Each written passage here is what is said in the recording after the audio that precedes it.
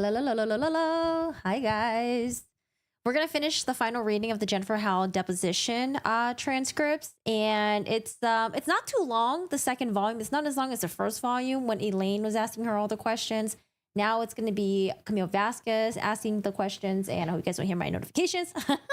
I don't think this microphone picked up notifications. That's what I noticed when I was editing the video. I don't think you guys really hear it. I don't know. When I edit, let's see if you guys can hear if it's on this side of the microphone. But we're gonna finish the deposition transcripts. I also want to talk about some of the stuff that's been going on in the news as well. As you guys know, Alex Murdaugh is trying to get a new trial for the murder trial. He was accused of murdering his son Paul and his wife Maggie. He was found guilty a couple months back. Got some life sentences, and they're trying to appeal initially, and then they're like, you know what? Let's get a new case because the first case, it wasn't done right. They have the court of clerk that they're accusing of tampering with the jury. And it seems like they're going to, start investigating that. So I want to read an article about that. And then I want to revisit Kaitlin fucking Armstrong. Caitlyn Armstrong, we talked about her briefly last week. She's the woman who was accused of murdering a pro cyclist. Apparently, her boyfriend was secretly seeing her on the side, and she's accused of shooting her, and she escapes and goes to Costa Rica and allegedly gets plastic surgery. Now, I say allegedly gets plastic surgery, but the bitch looks like she really did got plastic surgery. Her face looks very different. She had more of like a bubbly look before the plastic surgery, and then like post, Costa Rica, she kind of just looks very like, I don't know. It's like, you guys ever seen Renee Zellweger, really beautiful woman. And then we didn't see her for a while, and then she comes back all of a sudden. Her face looked really tight, and she looked a lot older. Like she just looked very different. I don't know. I feel like Kaitlyn Armstrong kind of has that look of like post surgery of Renee Zellweger, where like her face just looks like very different, tight, and like not a lot of like, I don't know. It just looks like she definitely had plastic surgery, okay? But I want to talk about Kaitlyn Armstrong because her murder trial is coming up. It says October 30th, so I'm assuming October 30th, 2023, this year. And she was in Costa Rica for a little bit because she was trying to escape. She took a fake passport, and investigators were trying to track her down, find her. Lo and behold, I think they went to like different like yoga studios to see like, she was going to be teaching at one of them. And they were able to find her, bring her ass back. Now, apparently, I saw in the headlines that she was apparently caught again for escaping, and she was at a doctor's appointment, and she escaped, and they did catch her. But I want to read this what is this doc called, affidavit of warrant of arrest and detention. So I want to read this document because they say that she was essentially planning this escape, and she was training in order to get out. So I don't know, I just want to laugh at this woman. This woman really does not want to pay. She does not want to go to trial. She just wants a GTFO, and I don't know, man. Maybe swim across the sea over to Japan or something. And I don't know. This is crazy stuff. Hi, Brandon. How are you doing today? How's it going? Hi, Flamered. Hello, hello, hello. Madonna. I mean, I think when Renee Zellweger had her stuff done, though, I think she was still fairly pretty young. Because like, I don't know. I feel like her face still looked really good. Like, I understand Madonna. Madonna's like, what? I think Madonna's like my mom's age. How old is Madonna? How old is Madonna? Madonna, 65 years old. So yeah, she's like roughly my mom's age. So like at a certain age, I understand people getting the plastic surgery to make their face look tighter, useful, whatever. But I don't know, Renee Zellweger, I felt like she was still looking so good, And then she just, came back and she just looked very, very different. But yeah, so there's a couple things that I want to talk about today. But how are you guys? Hello, hello.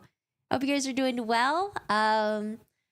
I took Monday to work on some videos, and then I wanted to talk about briefly talk about the body cam footage that came out with Kevin Frankie. I was going to do a live stream, but I was like, yeah, I'll just make a video about it. And then it actually took me a lot longer to do. I don't know why. I feel like it's harder for me to talk when I'm recording than it is for me to talk when I'm live streaming it. I don't know. When I was recording it, I was like, oh my God, this is just so messy. I just like kept having to redo it over and over and over and over again. But yeah, so Monday we released a bunch of videos, and then I released the first part of volume 2 of Jennifer Howell's deposition. And then while I was doing that, I was finding other information that I was like, oh, maybe we should do a stream about this because I haven't really looked at it yet, but it's kind of interesting. So I remember we were looking at a screenshot of the therapist notes from the Amber Heard camp. And there's actually like whole like docs that are uploaded of like the entirety of the therapist notes that were submitted to like evidence or something. So they didn't cover it during the trial, and the trial's already been done and over with, but it's kind of interesting to take a look at. Hi, love. Hello, how are you doing today? Damon Child, how's it going? Mm. We are leaving for Vegas tomorrow, and I'm not ready. I'm not ready for it. I don't know. Just not ready to go. Hi, Vicky. How are you doing today? I did have some random news that just popped up that I don't know. Should I start with random news first? Because there was this headline, and then I started reading the beginning of the article. It just sounded really crazy, wild, and bizarre. So I was like, should I start with the crazy stuff first, or should I just do my normal stuff and then end with the crazy stuff afterwards? I don't know. What should we do? Because there was this really, like, I'm just gonna read you guys a headline, okay? Let me know what you guys think about this. Woman who killed longtime friend at a baby shower was deliberately struck by car driven by victim's son as she turned herself in. Cops. It was like one of those headlines where I was like, wait, I gotta read this like over and over again because I'm so confused. Wait, what happened? What's going on? So I don't know. There's been some really random stuff that's popping up. Some crazy news. Hey Vicky. Maybe we'll start with, I don't know. I feel like it's like this every time when I start my stream, I'm like, ooh, what should I start with? Should I start with like this, or should I do this first? Let's start with, why don't we start with the Alex Murdaugh stuff? Alex Murdaugh. So apparently Alex Murdaugh should be having his state financial trial next month in November, like the weekend after Thanksgiving. I don't know Harpootlian. I don't know if Jim's going to be ready for it, but apparently they're supposed to have a trial for that. But let's talk about the murder trial that he's already been found guilty for. So again, they're accusing the court of clerk. Her name is Becky Hill. She actually wrote a book after the trial was over, and the book came out pretty quickly. Maybe she was writing it as the trial was happening. I don't know what, but the book came out, and there were some members of the juror who saw the book, and they were kind of unhappy with what she wrote. I don't know if it was like some members or if it was just like one person. I'm pretty sure the egg woman was definitely pissed. The egg woman was the one who was the jury. She was on jury duty, and she was booted off because of some things that they found out. They thought that she was talking about the case with other people. And so I think the egg woman found out about what the court of clerk wrote in the book in regards to, I don't know. It's like a whole, it's like a whole mess. Something about potentially talking to her husband about the case, and then potentially talking about like to either her coworkers or like some other people. I know they worked at like, was it a pizza shop or something? I don't know. Anyways, just talking to people about the case, and you're not supposed to do that when you're serving on the jury, okay? But there's some things that the Murdaugh people are accusing Becky Hill of. They're accusing her of essentially tampering with the jury by, making some statements that she's not supposed to, by giving them a heads up that, hey, this guy is going to testify, Alex Murdaugh, and you just have to listen to his words very carefully. I don't know, just like apparently saying stuff like that. But I don't know. We'll see. We'll see what happens, if they do have a little hearing about this, and if they do bring the jury up, and if they do come up and they, are put under oath, and let's see if they continue saying what they were saying to the Murdaugh attorneys. Because I don't know. Initially, I was like, oh, this sounds really bad. But then as I was reading it, I was like, I don't know, man. I don't know. It seems like, like it seems like they had something, like it should be investigated, but I don't know, at some point it just started kind of like losing its strength. But we'll see what happens. I'm open to, like if they're gonna have any more evidence that supports their claims. Hi Joe, how are you doing today? What K-drama is that headline for him? Lola, finish with the crazy. Okay, so finish with the crazy then. Hi Mariah. I feel like I should start. Maybe I should start ending my streams with like things on a lighter note or something. I feel like a lot of times like the stream just covers like some really dark, dreary things. I mean, aside from like what sometimes when we have fun and we do like these like deposition, like transcript readings and stuff like that. But like I feel like a lot of the times when we're covering stuff here, covering the news here, it's a lot of like dark stuff, it's like kind of heavy. And it's like, should I end on a light note? Like what should I end with? But I don't think I have anything on my hands right now that ends with a light note. So whoopsies. But I hope you guys had a good weekend. Did you guys do anything fun this past weekend? I'm ashamed to say that I got injured playing pickleball. Like, who the fuck gets injured playing pickleball except for old people? My wrist has been pretty messed up, and I think it's because of like too much of the, I don't know, like moving around and stuff like that. Like when you play tennis, right? You're like trying to keep your like wrists like steady. You don't want to like go like this. But with pickleball, I don't know. I do a lot of this. You do a lot of like little dunk shots or whatever. So I messed up my wrist playing pickleball. And then I noticed that when I bend over to brush my teeth, I'm pulling something weird in my butt. There is like a muscle on my butt that goes all the way down my my legs, like towards my hamstring. that I injured, because every time I bend down over to like brush my teeth, it fucking hurts. And I'm pretty sure I injured myself playing fucking pickleball. And that doesn't even sound like a sexy injury. I injured myself playing pickleball. Imagine being injured. Oh yeah, what happened to your leg muscle? I saw someone took a chunk out of it, huh? Did you ever get it fixed? Did you go to the doctors? Is it a pinched nerve? I don't know. It's not quite sure. I'm gonna kind of just see, if it's gonna heal, and I should probably stop pickling, because we were playing a lot of pickleballs with our friends. Like we were playing like back to back, back, back, back. Like, yeah, it was fun. Pickleball's a really cool social game. But yeah, I should probably take a break from playing pickleball, because having my wrist being messed up kind of sucks, because there's some workouts that I can't do, and then I wasn't able to do like my usual like push-ups and the plank stuff, so that kind of sucks. And yeah, we need to get strong.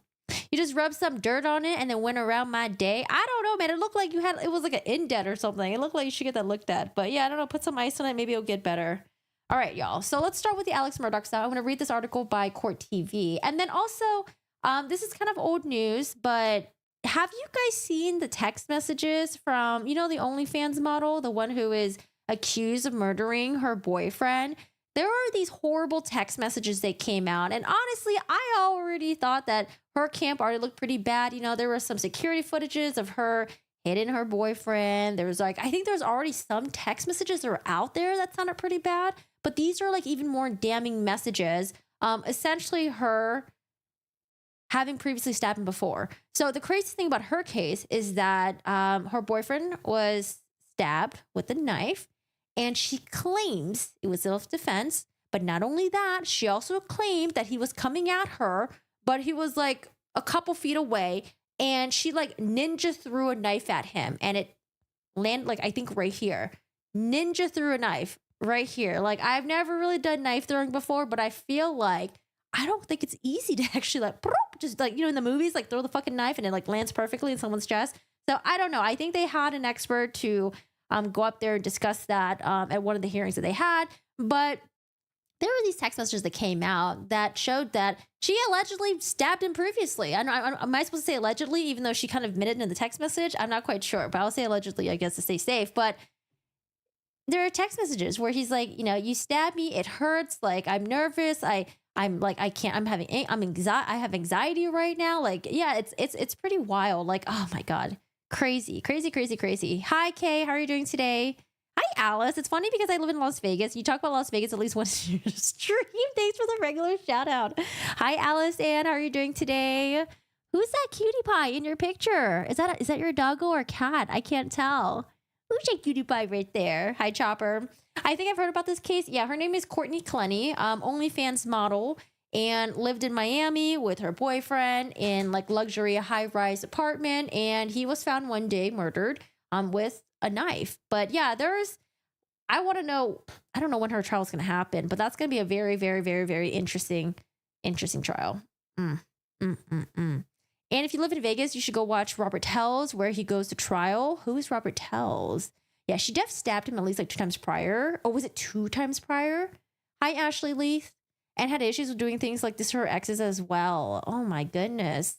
I'm good. I hope you're doing well. I wonder if she ever even tried to seek any sort of therapy, anger management. Like, get your shit together. How old is Courtney Clenny?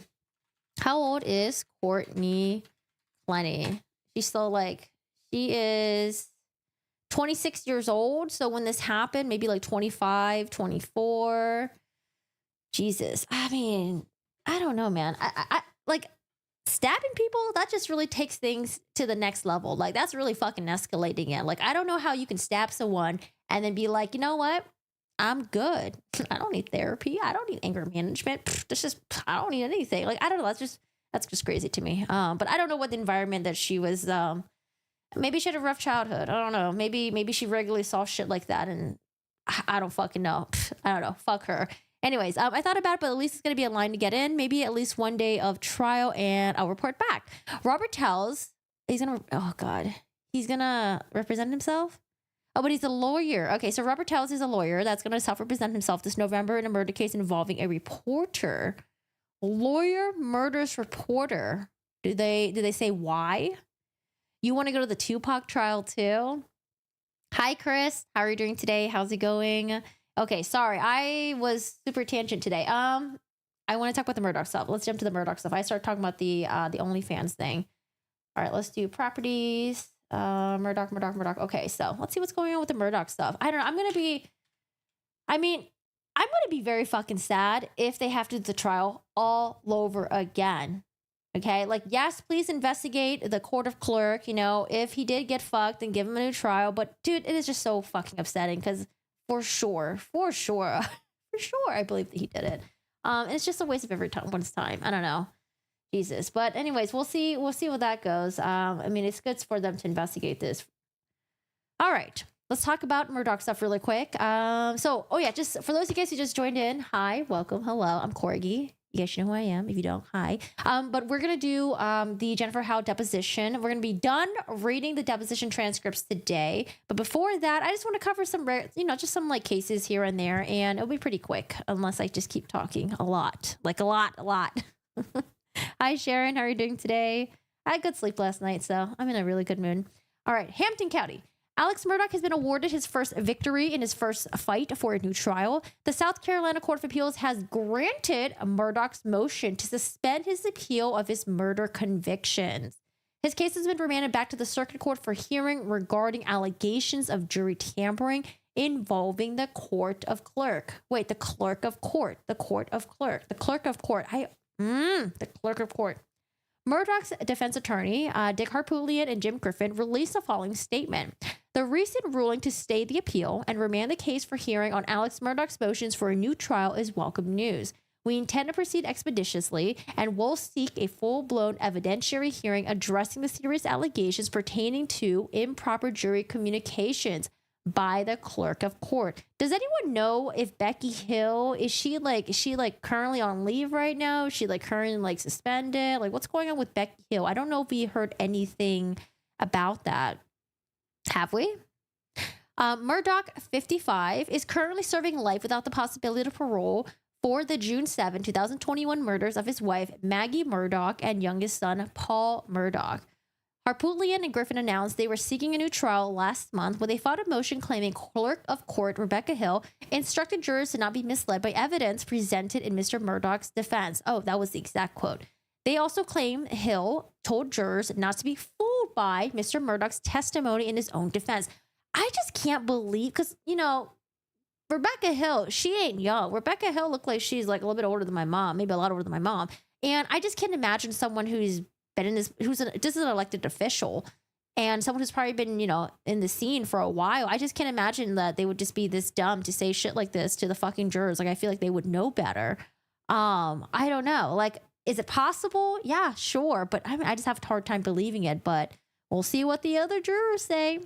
Murdaugh's defense team's motion filed in September also accused Hill of having frequent private conversations with the jury foreperson. Yeah, I think it's said that they would go to the bathroom together or something and chat. And at first I was like, well, women, we go to the bathroom together sometimes. Hey, let's all go to the bathroom. But I think the bathroom, if I remember correctly, I think the bathroom was just a bathroom for one person, just one stall. I don't think it was a bathroom that had a bunch of stalls. And I don't know.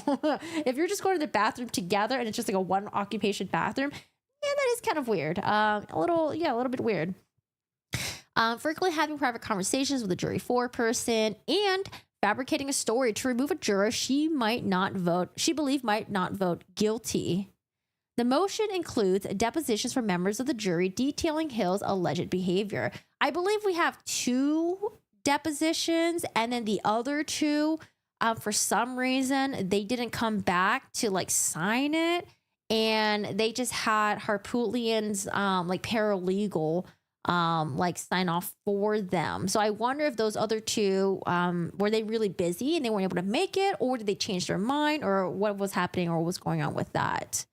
Oh my God. If Murdaugh gets a new trial, we have to see the man pouring snot from his nose and licking and said snot all over again. I'm out. Lmao. Becky is writing the second part of the book. Oh, Becky, you need to chill, Becky. Becky, please retire first and then write a damn book. I don't know, man. It's just I don't know. I feel like just wait. Like, just fucking wait. Just fucking wait, you know? I don't know. Anything with like trials and stuff like that, and like, just wait. But, you know, I get it. It wasn't against the rules, I guess. Oh, it's your little dog. What's your dog's name? Leela Love. Who is Rex and Asa? Wait, Rex, the serial killer, the alleged serial killer? Asa the porn star? Who we talking about, Leela? Sorry, you're a couple minutes behind. It's all good. Oh, it's your little doggo. My friend sent me this. There's a person on Etsy that makes little like little I forgot what they're called. I have a paper here. Like when your pets pass away, they make these like little like concrete statues and put wings on them.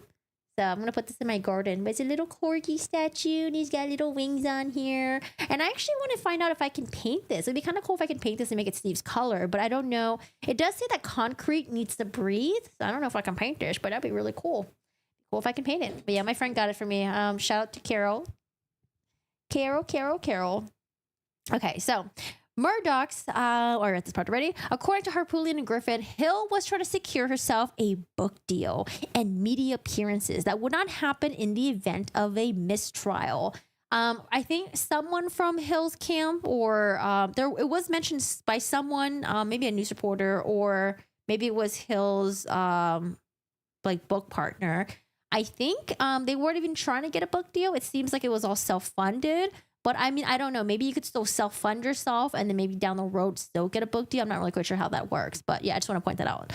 Hill released a memoir earlier this year detailing her relationship with the Murdaugh family and her service throughout the trial, entitled Behind the Doors of Justice, The Murdaugh Murders. In August, she also appeared as a guest on Court TV to discuss the book. Yeah, I saw that she did make quite a few appearances. And I think when the jurors traveled up to New York, she also accompanied them as well, which to me, it just sounds kind of weird. I don't know. It just sounds weird. Like, okay, like, I don't know. Like, I guess it's exciting. And I think she mentioned that she's never been to New York before. So it was really like cool for her. But I don't know. It's kind of weird. We really don't need a shirtless picture of Alex Murdaugh again. You don't want a picture of him in jail, shirtless, with glasses on his head? What? All right, so that's Alex Murdaugh right there. Again, he has a trial that's going to happen next month. I believe Judge Newman is going to be presiding. That's going to be for the financial stuff, the state financial stuff. I think, what was the update again with the federal financial fraud? I think he was, is he taking a plea deal? Jesus, I don't remember. I know that he was going to enter in plea or something. And then I don't know if it's going to do a plea deal or what, but yeah, that. I don't know. I don't remember, actually. I had to look it up. There was a press conference today. Witnesses said that Rex is bi and the wife, Asa. Oh, okay. Yeah, I have no idea what his wife's name is. I know. I think I heard that his wife filed for divorce or something like recently, right? But I did hear that they did find like his wife's DNA at like some of the crime scenes. Which makes you wonder, like, did he bring the victims back to the house? Or did he like bring some of his like wife's like personal belongings or something while like he was doing some things with like these victims? I don't know. But yeah, I know very little information about that. I know we did read the was it the arrest affidavit? I think we read that. It was pretty lengthy. Did we read that or did I watch that? I don't remember. Victor, are you talking to yourself? Hey Victor, good afternoon, says Victor Cox. Hi Victor. Or you were just giving me a script to read? All right, so that's Alex Murdaugh right there. We'll see what happens with that. I'm surprised he hasn't ran out of money yet to pay these two. But anyways, let's talk about Ms. Caitlyn Armstrong. So Caitlyn Armstrong, again, she is accused of murdering, I believe the victim's name is Anna Moriah Wilson. And she thinks, or she believes, that Anna Moriah Wilson was seeing her boyfriend behind her back, and it seems like the one day she showed up there and she shot Moriah Wilson to death. I think the victim goes by Moriah Wilson. I feel like I've seen that somewhere, or maybe she goes by Anna. I'll just call her Anna Moriah Wilson. I'll just say her full name then. But she took off, went to Costa Rica, and there was a whole search after her. She was in Costa Rica for like over a month. By the way, I don't know why, but for some reason, I thought Costa Rica was in South America. And then like I made a video about it, and then I Googled it. I was like, wait, is Costa Rica in South America, or is it Caribbean? Like where is Costa Rica again? Central America. I was editing recently and I kept saying South America, and I just want to smack my face. I can't get my eyes off the ad, the anxiety relieving pet bed. Oh, where is the anxiety relieving pet bed? Oh, was it in the other page earlier? Anyway, so yeah, Costa Rica is in Central America. I kept thinking South America for some reason. But anyway, so she was in South America. She was in Costa Rica. Went there, escaped, blah, blah, blah. And I mentioned that earlier in the intro. But she tried escaping again recently. She was apparently, going to a like a doctor's office, and she dipped off. She ran off, and they had to pursue her, I believe, on foot. But they actually did catch her. So she's gonna have her trial for the murder trial. She's gonna have her trial, I believe, this month. But I want to read the affidavit, for the new charges, because there are some things that I saw really quickly at a glance that I thought was really interesting. But she does not want to. She does not want to have a trial. She's trying to run away. All right, so this is about Caitlyn Armstrong. Your affiant is Detective Jennifer Bolin and is commissioned peace officer by the Travis County Sheriff's Office since 2012. Your affiant is a detective assigned to investigative major crimes. Your affiant has experience of being involved with and supervising numerous criminal investigations and has received specialized training to conduct such investigations. Your affiant currently holds a Master Peace Office certification through the Texas Commission on Law Enforcement. And I'm going to skip through this. Okay. On October 11, 2021. Wait, why October 2021? Oh, 2021. They got the wrong date up here. Am I reading the right document? 2021. We in 2023. Okay, maybe they didn't have their coffee yet. On October 11, 2020, around 800 hours, Travis County Sheriff's Office Corrections Officer Benjamin Castorita and Rosalba Johnson were conducting an inmate medical transport for an off-site medical appointment to Ascension Orthopedics located on... this is in Austin. Oh, that's right. Yeah, she's Austin. Okay, maybe I should tell my sister to go attend her trial. Austin, Texas, when the inmate they were transporting escaped on foot. The inmate was identified as follows. Armstrong, Caitlin Marie, date of birth, 1987. Armstrong is an inmate currently incarcerated on a federal detainer at the Travis County Sheriff's Office Correctional Complex for murder. Officer Johnson and Officer Castruta advised inmate Armstrong intentionally and knowingly fled on foot as they exited the rear entry doors of the doctor's office. Officer Rosalba and Officer Castruta were wearing TCSO issued uniforms and gave inmate Armstrong verbal commands to stop. Inmate Armstrong refused to obey their lawful order to stop, and foot pursuit ensued. I wonder if they gave her a little shock or something, Like, how did they take her down? Officer Johnson advised during the foot pursuit, inmate Armstrong attempted to scale a 6-foot fence. How tall is she? 6-foot fence. Officer Johnson pulled inmate Armstrong down, causing both to fall to the ground. Officer Johnson advised inmate Armstrong immediately got to her foot and began to flee again. Oh my goodness. Inmate Armstrong continued to flee, running approximately 1 mile. Now, I saw there was a screenshot of her running, and then the officer, I think it looks like they fell over trying to catch her.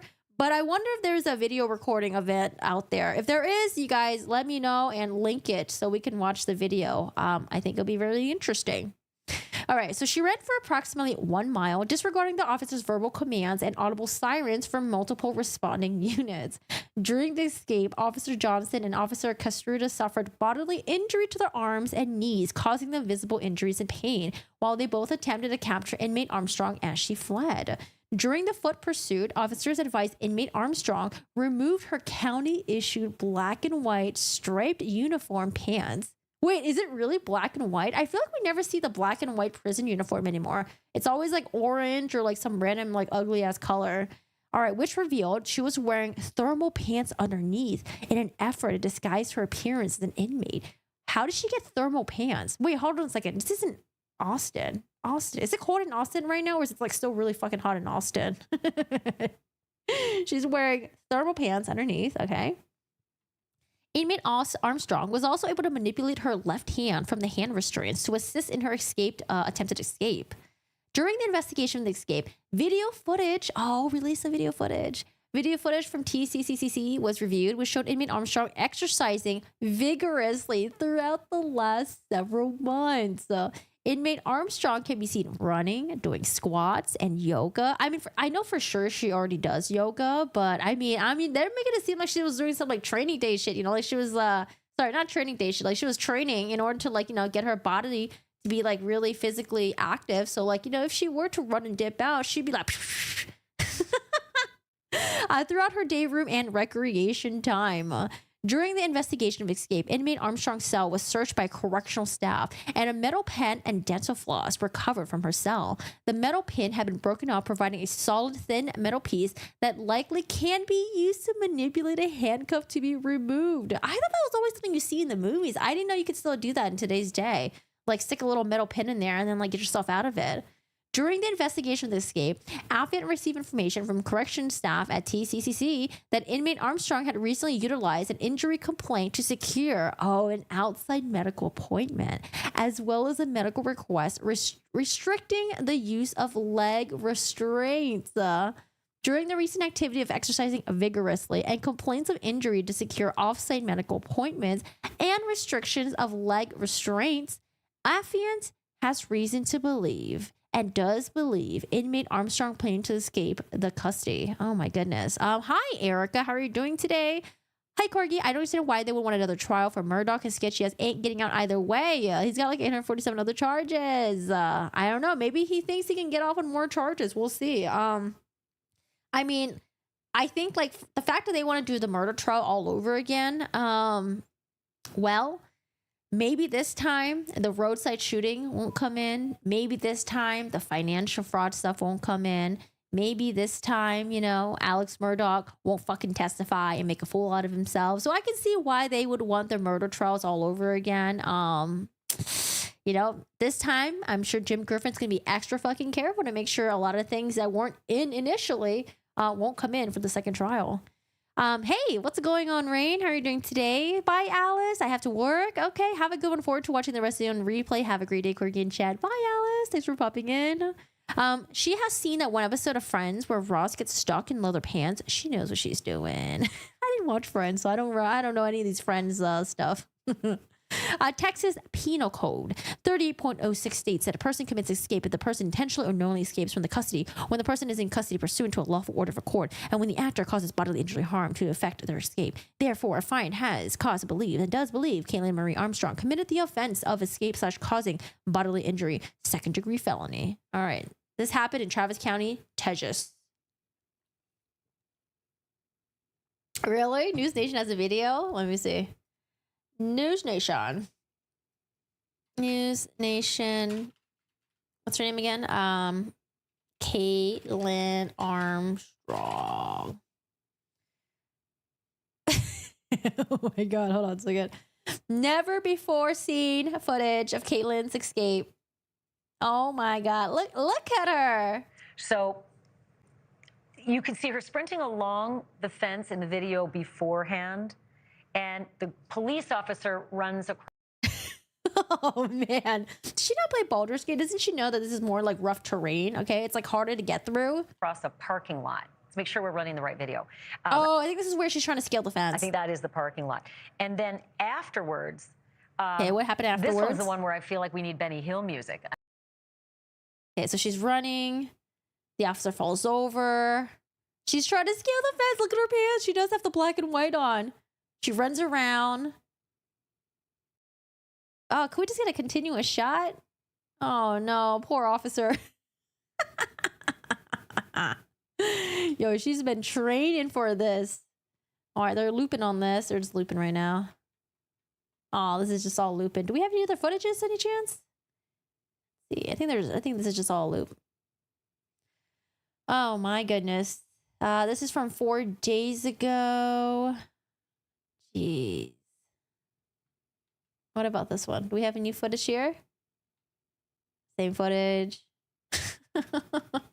Jesus. Wait, hold on a second.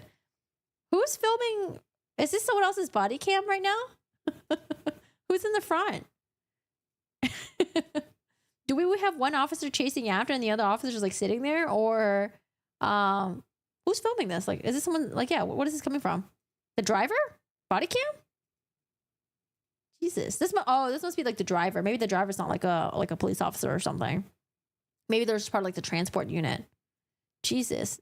She ain't a Mormon goddess. Oh, dear Lord. Dear Lord. Anyone else think that Chad Daybell and perhaps Ruby Frankie, maybe they should be friends? Still around. Someone needs some shock shackles. Oh, dude, the shock shackles. Not the shock shackles. All right. Well, yeah, that's okay. That's Kaitlin right there. That's her right there. That's her, I think, pre-plastic surgery. Where's her post-plastic surgery? It's on my thumbnail. I think it should be on my thumbnail somewhere for like the previous video that I uploaded about her. Okay, so we read that. Where are we at now? We are getting through this. We're getting to the Jennifer Howell stuff, and maybe I'll save the weird news at the end. Yeah, I'll save this for the end. Okay, so let's do the Jennifer Howell deposition stuff, and this is the final part of the deposition. And the deposition, parts of it, I don't know which part of it, but like parts of it was played during the trial. Jennifer Howell didn't do like a live testimony or anything like that. So they just took chunks of the deposition and then they played it for the jury. And, you know, honestly, I don't remember which parts they played. I would have to rewatch it, but I remember it was like really short. I think it was like 10 minutes long or something. She already had the striped jailhouse PJs. Lol. Apparently underneath that, she had like some thermal pants. And I don't know, I feel like, isn't Austin like really hot right now? Hi, Jordan. How are you doing today? How's it going? All right, guys, get a sip of water. Stay hydrated, otherwise you're all shriveled up. They should have shouted, stop in the name of Jesus Christ. All right, chill, chill, chill. We're not in Utah, okay? We in Texas. We in Texas, all right? All right, so Jennifer Howell. Again, this is the last part of the Jennifer Howell deposition. Camille Vasquez is doing the examination right now. Jennifer Howell is answering. And I don't know if Elaine ends up coming back or what, but there is another lawyer that is representing Amber Heard, and it's Ms. Pintado. I don't know if that person was even in trial when they had when the trial actually happened. I don't know. Maybe they were in the background. But anyways, we have no Roddenborn, no Nadelhoff, no Brederhoff, but we got Pintado. And I think we left off at just right around here. So just a little recap. Where were we at with this? I think she was, okay. So they were just talking about how Whitney told Jennifer Howell and confided in her about, you know, the abuse that she went through with Amber Heard, whether it was under the hands of like their father or whether it was under the hands of Amber Heard herself. And they were talking about how there was the Adderall Diaries thing, a movie that Amber Heard did with James Franco. And there was a fight that went off. And apparently Amber threw like a glass of red wine at Whitney, and Whitney told this to Jennifer Howell. So now, where are we at now? I think we're just going to jump to maybe something else. Okay. All right, let's do this. Got my ponytail ready, and page. I think where we ended was when they took a little break, right? Yeah, they took a little break. Sorry, I'm gonna crack my neck really quick. Oh my God. I did my what's it called? Shoulder back workout yesterday. So it's all stiff right now. And that crack felt really, really good. Okay, so this is gonna be by Ms. Vasquez. How Exhibit 2 was marked for identification and is attached to the transcript. Ms. Howell, if you don't mind taking a moment to review this document, I'm familiar with it. You anticipated my question. Do you recognize this document? Yes. Is this a date in the document? February 1st, 2016. Does it appear to be true, an accurate copy of the letter that you wrote on behalf of Ms. Heard on February 1st, 2016? Yes, it does. Why did you write this letter? Whitney asked me to. Why did Ms. Henriquez ask you to write this letter? Ms. Pintado, objection, calls for speculation. Answer. She basically said they were going to kill Boo and Pistol, and if they don't not get them, like whatever, it was like all about the dogs being euthanized and how this whole situation had gone down. And basically, could I write this letter? Could I write this for her sister? It was over the Australia dog incident. Again, Amber Heard was accused of smuggling her 2 dogs over, 2 little tiny what are they called again? Like Yorkshire Terrier dogs, smuggling them over to Australia. And you know what the dumb fuck thing about it was? The whole dumb thing about it was they brought the dogs to Australia, and she thought it was necessary to have these little tiny dogs groomed. So she dropped them off at the groomers. And of course, the groomers took pictures saying like, oh my God, we're taking care of like Amber Heard and Johnny Depp's dog. And when people found out about it, they were like, wait a second, hold up a second. Did they smuggle the dogs over here? Like, I guess it was like the authorities that found out about that. But I don't know. That's it just shows the lack of respect that they had for, Amber Heard had for the laws, because it's like, you're already smuggling the dogs in, and you know why you can't bring dogs in just like that willy-nilly is because you don't know what kind of diseases that American dogs may have that, maybe their livestock in Australia aren't familiar with, right? You can like completely just fuck shit up. But like the fact that like it's not only that you brought the dogs over, like, yeah, you brought the dogs over, you could have had them like hidden, or like not have contact with anyone, but no, you dropped them off at the groomers. Like, you really didn't give a fuck. But anyways, so it's about the whole Australia dog incident thing. And I think Australia, they're probably dropping that. There was an investigation that was going on after the trial. They're pretty vocal about it. And then I don't know, I guess she ain't doing it no more. Anyways, so back to this question by Ms. Vasquez. Did Ms. Heard personally ask you to write this letter? Answer. There was an Australian attorney who reached out to me after Whitney asked me. Whitney was like, will you please write a character reference for my sister? It was over the dog situation. And then some attorney in Australia reached out to me. And I honestly can't remember if Amber reached out to me directly or not. I know that Whitney was the one who really pushed for me to do it. And I did it for Whitney. Do you recall whether Ms. Heard ever thanked you for writing the letter? Answer. I think Ms. Pintado. Objection. Answer. I think she did. I believe so. But I honestly, I don't recall. I guess would be the best answer to that question.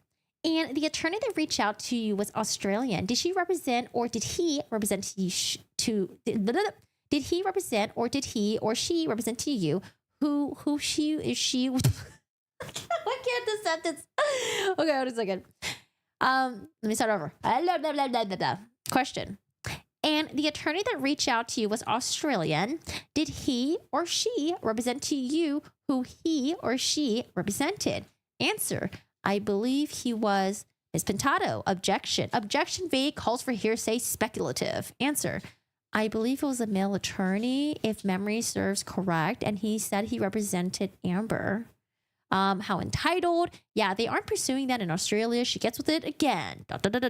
Australia's a law where if you smuggle animals into Australia, you would have to fight a kangaroo as punishment. I would love to see Amber versus a kangaroo. Dude, kangaroos are fucking scary, dude. I would hear about kangaroos like beating the shit out of like dogs. Like apparently like if dogs get close to it, they will like kick the shit out of a fucking dog. And oh my God, yeah, I don't know. Don't be messing with no damn kangaroo, okay?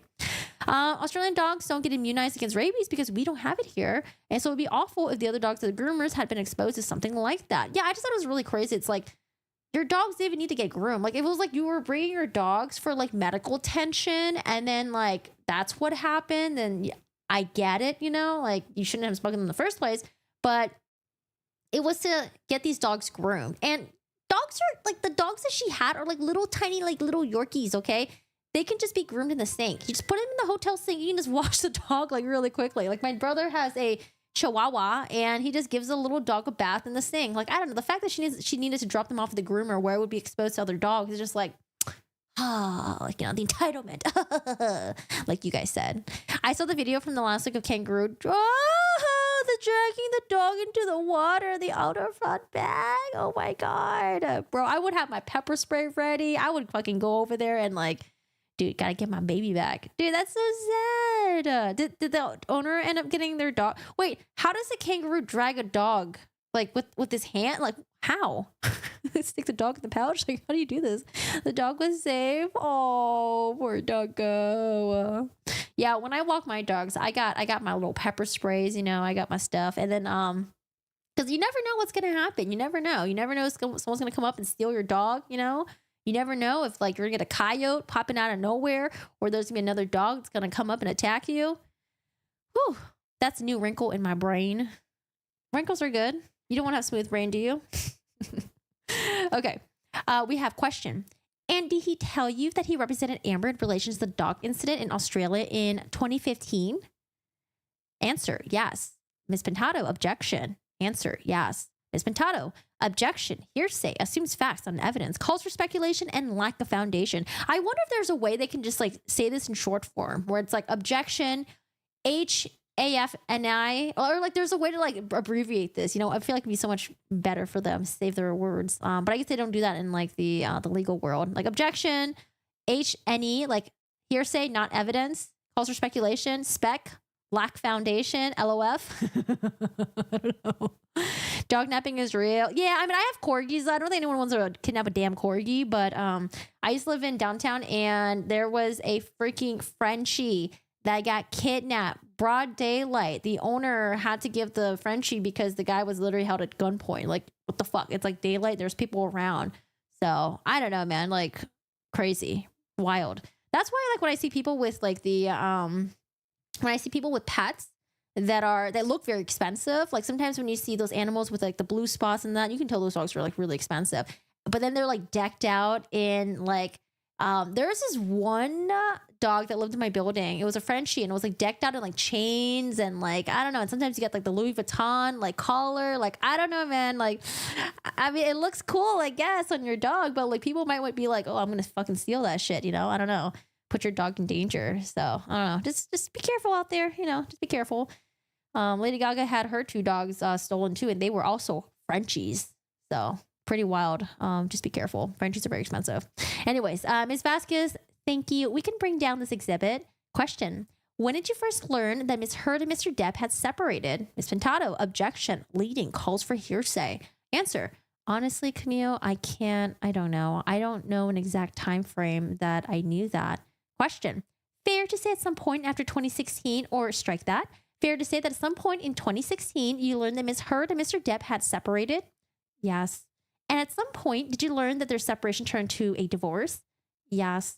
Did you ever learn that Ms. Heard received a settlement as a result of the divorce from Mr. Depp? Yes. Ms. Pintado, objection, calls for speculation, hearsay. Question. And when did you first hear that? Whitney told me. Do you recall approximately when Ms. Henriquez told you that Ms. Heard had received a settlement as a result of her divorce from Mr. Depp? Ms. Pintado, objection, calls for hearsay, speculative, and assumes facts. Answer. No. Question.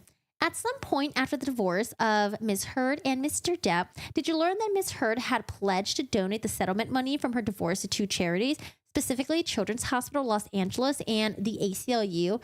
Yes. Oh my gosh. Speaking of money owed, did I tell you guys? Oh, I did tell you guys. I of course told you guys.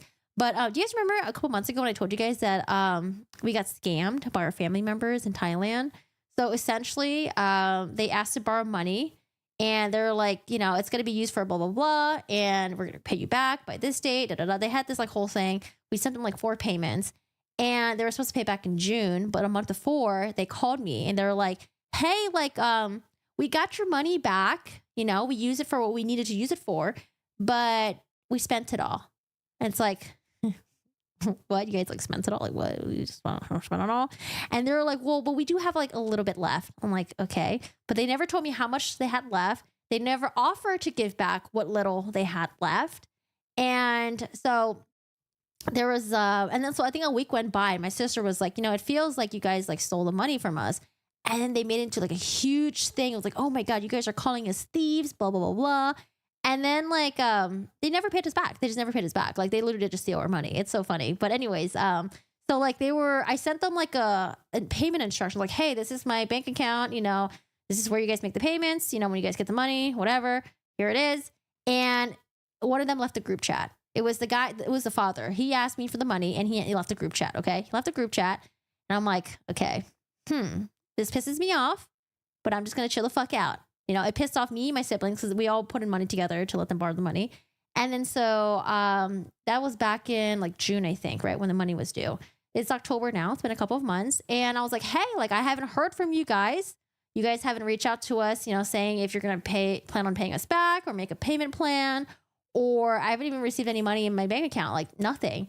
And it's just been silent, just ignoring. Family, never expect the money back. Okay, so I usually have a rule that I don't let people borrow money. But I think I was going through like a really weird time at that point where it was like I was trying to reconnect with my mom. This is like her relatives. Like this is like her sister and like their family and stuff like that. And then so I was like, oh, you know, it'd be really cool to like actually have family members to be cool with and stuff like that. I don't know. I feel bad because my brother had bad feelings about it and he didn't want to do it. And then like I saw it, I was like, oh my God, we should help them. Fucking moron idiot. And then so like my siblings and I threw in money and yeah. Ugh, fucking horrible. I just can't believe how they treated us afterwards. Like it's just really fucking unreal. Holy shit. listen to the voice of experience. I'm usually pretty good at this stuff. It was just that, yeah, I don't know. I was just, going through like a weird time thing. Fuck that. If your family fucking sucks, make your own fucking family, okay? Drop people who are useless. Drop people who are just draining your fucking soul. Drop people that just give you a fucking headache, that are toxic. Don't deal with them. Make your own family, okay? Just fuck them. Fuck them. Anyways, so yeah. I'll let someone borrow like $20, but they'll take it. Yeah, I don't know. Oh gosh. Okay, sorry. Why do I talk about this? We're talking about money and donations and stuff like that. Okay, cool. So going back to this, Ms. Pintado says, objection. Hearsay calls for speculation. Please let me finish my objections before you start speaking, and assumes facts, not an evidence, lack of foundation. Question.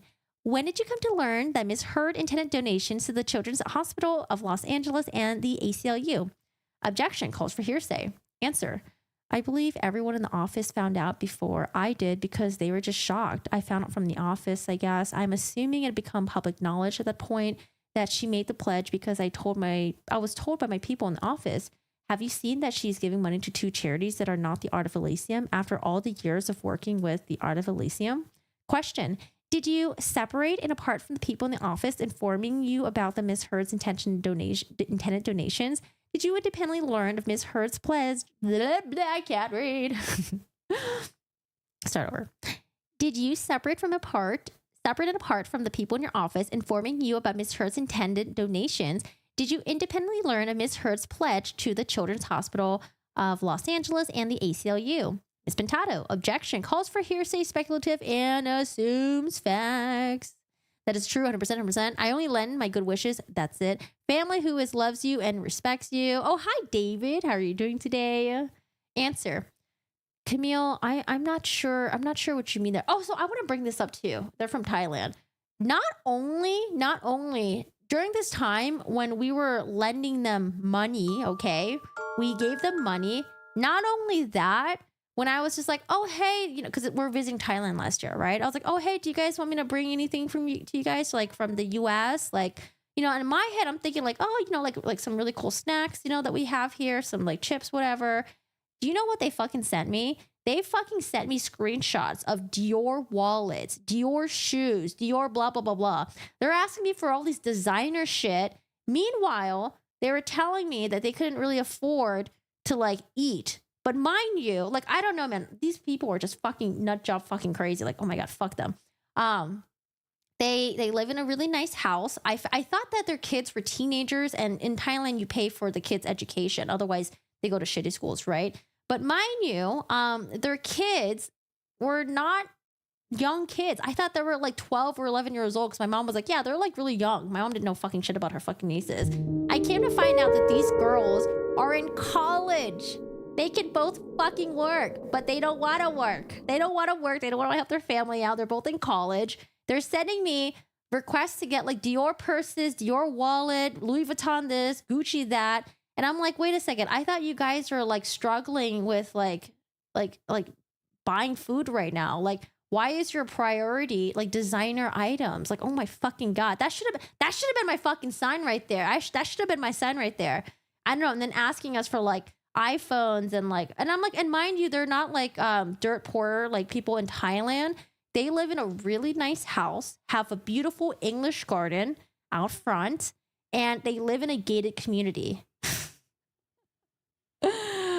Oh my God. I don't know, just so fucked. Like Thai people piss me off sometimes because I used to work with a lot of Thai people that are very exactly the same way. It's like priorities is flexing that money on people when you can't afford it. Buying the BMWs, buying the Mercedes, buying the Louis Vuittons, and you can't fucking afford it. And then you're like in debt. They're literally just like in debt. I think they stole our money and they used it to just pay off all their debt. They said they would use that money for something else, but I don't think they had any intentions on paying us back because none of them have income.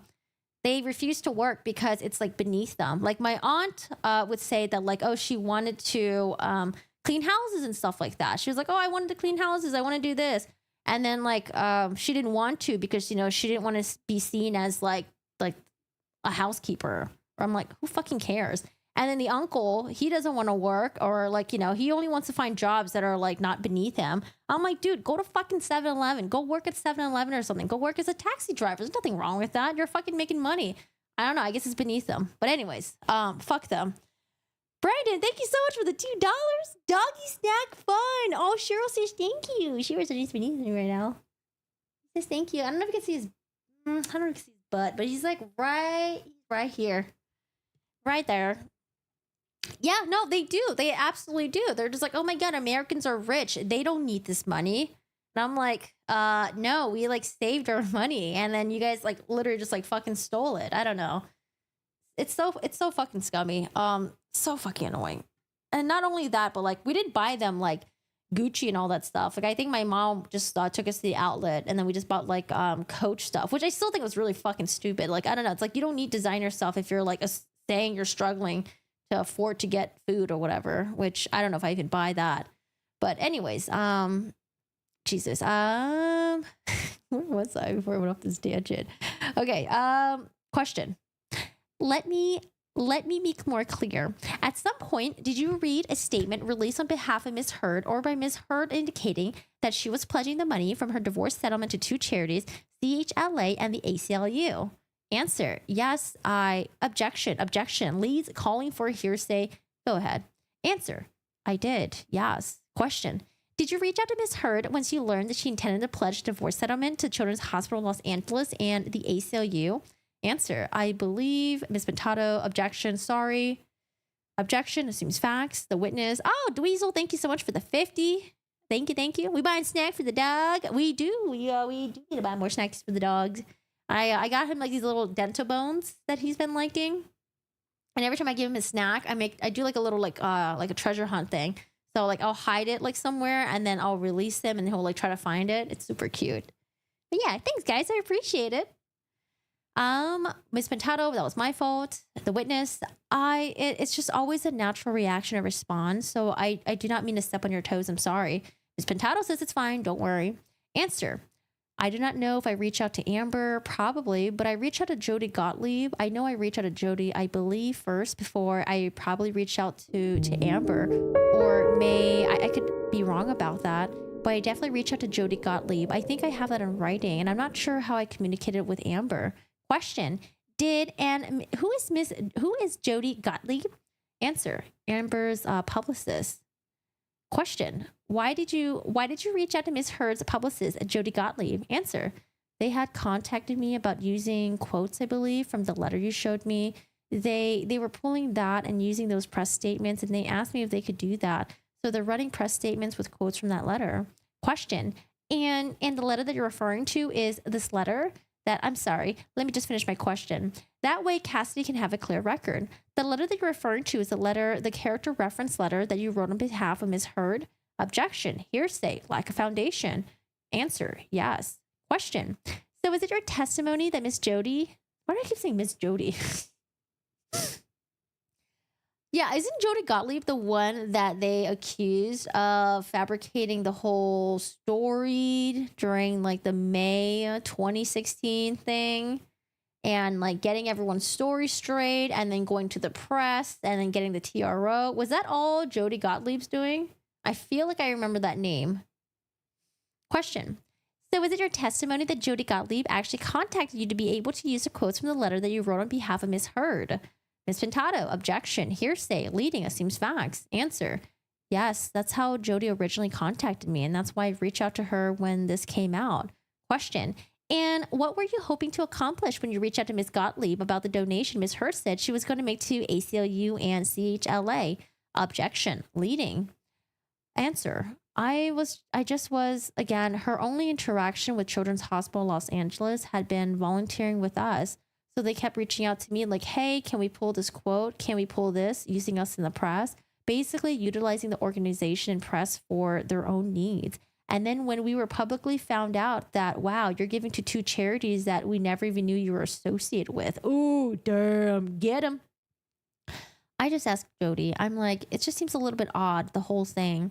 My staff was devastated because it was just shocking that she basically had utilized the Art of Elysium for a press platform and then just gave to two charities that she had no affiliation with. Question. What did Ms. Gottlieb say in response to your phone call? Ms. Pintado. Objection. Hearsay. Leading and assumes facts. Answer. The nutshell of that was that the Art of Elysium was not a big enough international. Oh, sorry, this is Jennifer Howell. She was calling. Oh, the TMZ. Yes, okay. She's the one who went with her to the TRO when Amber had the bruise on the cheek. Hi, Erica. What did she get away with? Sorry, are we talking about something else? Or are we talking about what Jennifer Howell is saying?